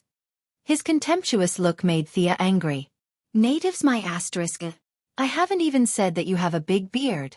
The people of the 21st century were mocked as natives by the people of the 20th century. She could not tolerate it. Shooting him with a bow and arrow would be letting him off easy. Thea was ready to take him back and let him see the torture of the natives. She instantly cast the Windwalk spell on herself. With the blessing of divine power, the power of her spells was much stronger than before. She rushed toward the bearded man as fast as lightning. Fire! The bearded man did not know that he was in danger. Seeing that many soldiers had regrouped, he loudly gathered the soldiers and pointed their guns at the female warrior who jumped down from the cliff. Bang bang, the sound of gunshots rang out continuously. There were 50 rifles aimed at the female warrior who was rushing over. Thea's dynamic vision was instantly activated. From the analysis of the trajectory, she could see that many female warriors would be shot. They might not know the power of guns, or they might be fearless. Of course, Thea could not just watch them die. She did not have time to catch the bearded man. She ran at full speed, like an arrow, and rushed to the crossfire area. Although she was far from the speed of the Flash, her instantaneous speed at this time exceeded 800 kilometers per hour. In the face of this kind of old-fashioned Mauser rifle, she passed through the crossfire area like a gust of wind. Fearing that stray bullets would cause accidental injuries, she wrapped her hands with magic and intercepted all the bullets that were shot at the female warrior in midair. You have science, I have magic. Sia shouted this sentence out loud. She didn't care whether the bearded man understood her or not. She just shot the bullets in her hand in the opposite direction like scattering flowers. She did not practice with hidden weapons, nor did she deliberately aim. She used her mental power to roughly determine the direction. She did not pursue any lethality. She threw it with all her strength just to deter this group of enemies. Da-da! The sound of a large number of horses' hooves could be heard. The queen took more than 30 guards around the bottom of the cliff and began to charge at the flank of the German soldiers. The two sides were very close, and many people were stunned by Thea's attack. It was not until the queen, wearing a gorgeous-looking armor, charged into the German team that they were shocked. The formation was directly broken up, and they could only try to stop the Amazons' attack in 2s and 3s. Chapter 2:16. At this moment, the queen was as valiant as a Valkyrie. She rode on a tall white horse and slashed left and right with a long sword. Wherever she went, it was as if she was invincible. Thea could see spiritual light that ordinary people could not see. She was almost dazzled by the magic effects on the queen. At a rough glance, there were 7 or 8 pieces of equipment with different effects. There were some that increased attack and defense, and there seemed to be some kind of halo effect. The combat power of the female warriors was obviously higher than usual. This was the level 1 Smuff that was armed with epic equipment by the max-level main account Zeus. Thea watched the queen slashing the German soldiers like they were vegetables. At this time, she deeply understood Zeus's love. The anti-magic domain to protect the Amazons from the outside world was all a lie. The real thing was to protect his mistress. Looking at the queen's godly equipment, except for the king of gods, the rest of the gods would be beaten up by the queen if they entered Paradise Island in their true form. Thea naturally would not just stand there and watch. She silently used her divine power to activate the talent of the Chosen One. Eternal Night. The power that belonged to the goddess of the hunt shrouded an area of 10 miles. The clear sky of the battlefield was instantly covered by the clear moonlight. The strength of the women in the area was greatly increased, and the men were severely suppressed. Diana, who was hiding with Steve Trevor, saw that her people were fighting. Thea's night sky had also greatly enhanced her strength. She only felt that her strength was endless. She gritted her teeth and ran out to participate in the first battle of her life. Steve was also prepared to go and help, but Thea's transformation had completely destroyed his worldview. He did not know that he was being suppressed by an invisible divine power. He only felt that his mouth was dry and his legs were trembling. His legs were trembling, and he could not take a step forward for a long time. The queen, the female warriors, and even the maras they rode were all buffed by Thea. The female warriors on foot moved like the wind, almost leaving afterimages behind. Antiope jumped down from the horse's back, her body turning continuously in midair, the short sword and spear in her hand constantly swinging. By the time she landed, there were already 7 German soldiers lying around her. The dark-skinned woman and the elk, who were not far from the battlefield, heard the exchange of gunfire and rushed over. This was also the first time Thea had seen the elk fight. Its body gradually began to expand as it ran, and finally became the size of an adult elephant. Its originally cute antlers had now become as sharp as swords. Its huge body was unstoppable as it rushed into the central area of the German soldiers. 4 or 5 soldiers were directly pushed into the sky by its huge momentum. At this time, Steve mustered up his courage and finally got rid of a German soldier. When he raised his gun to support the female soldiers, he saw such an anti-Darwinian moose. His emotions surged, and he collapsed to the side. Niabi, he is not the enemy. The dark-skinned woman ran a little slower than the elk and happened to see Steve sneakily raising his gun. When she was about to throw a javelin at him, Thea hurriedly stopped him to avoid a major change in the timeline. The dark-skinned woman glared at Steve until he couldn't stand up. Then she rushed into the battlefield with a roar, the javelin in her hand shooting out instantly. She was different from the female warriors. As a servant, she had come into contact with Thea's Eternal Night enchantment many times in the past 6 months. She was very experienced in using the increased power. The javelin in her hand shot out at the right angle. 2 German soldiers were nailed to the ground before they could even make a sound. At this time, the most dazzling person on the battlefield was Diana. After spending half a year with Thea, she had gradually gotten rid of her naivety. Whether it was her conviction or her own martial arts, she was much better than her original self. Especially when she saw a queen's guard fall to the ground, the anger in her heart washed away the fear of entering the battlefield. Charging, whirlwind slash, shield bash. It was as if she didn't know fatigue, constantly rushing left and right on the battlefield. On the other hand, the German soldiers were greatly weakened. They were originally inferior to the female warriors in all aspects. Now, with the Queen's halo and Thea's discriminating buff, they found that their opponents came and went like lightning, while they were as slow as 80-year-old men. More and more German soldiers fell in pools of blood. Under the heavy psychological pressure, a few of them finally shouted loudly to surrender. Mother! When Diana heard that the other party was about to surrender, the righteous belief in her heart regained the upper hand. She quickly ran to Hippolyte and asked. Due to the heavy casualties of the female warriors and the death of Antiope, neither the Queen nor Diana mentioned anything about surrendering. They ignored everything and killed all the Germans. However, at this time, Antiope was not even injured, let alone killed. One of the female warriors was seriously injured and 2 were lightly injured. None of them were life-threatening. Hippolyte hesitated for a moment. Tie them all up. The Queen pointed at Steve Trevor in the distance. Catch that guy too. I want to ask him why he came to Paradise Island. Diana naturally obeyed. She also saw Steve's useless appearance. She was used to the martial arts culture of Paradise Island and looked down on this kind of guy. She was not so interested in the so-called man research. She pulled Steve in front of Hippolyte like a chicken.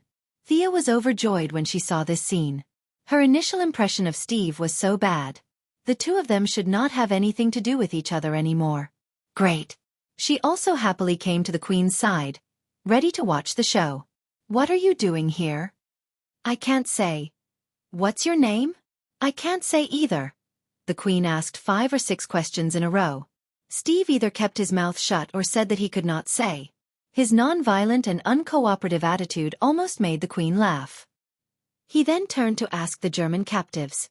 They were just a bunch of soldiers who only knew how to chase after Steve.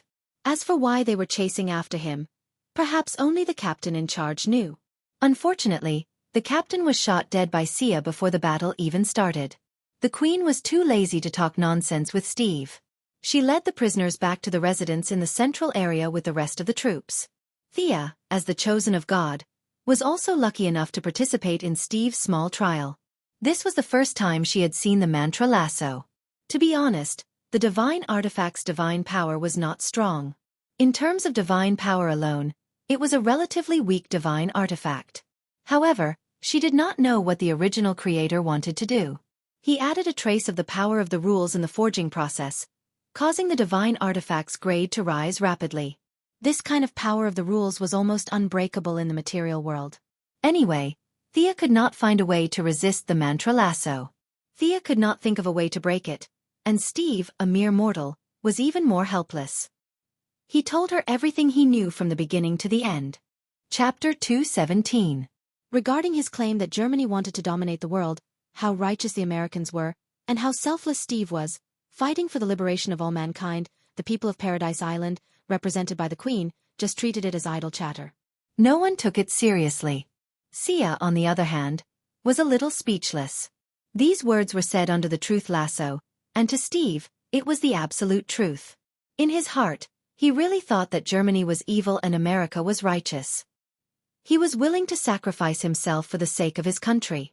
Such a noble sentiment made Sia sweat. Compared to him, Sia's patriotism was not even as big as a sesame seed. This child was still young, similar to the patriotic young man in Marvel who also added Steve as his friend. Both of them did not realize the filth of politics. The war has been going on for 4 years. 27 countries have been involved. 25 million people have died.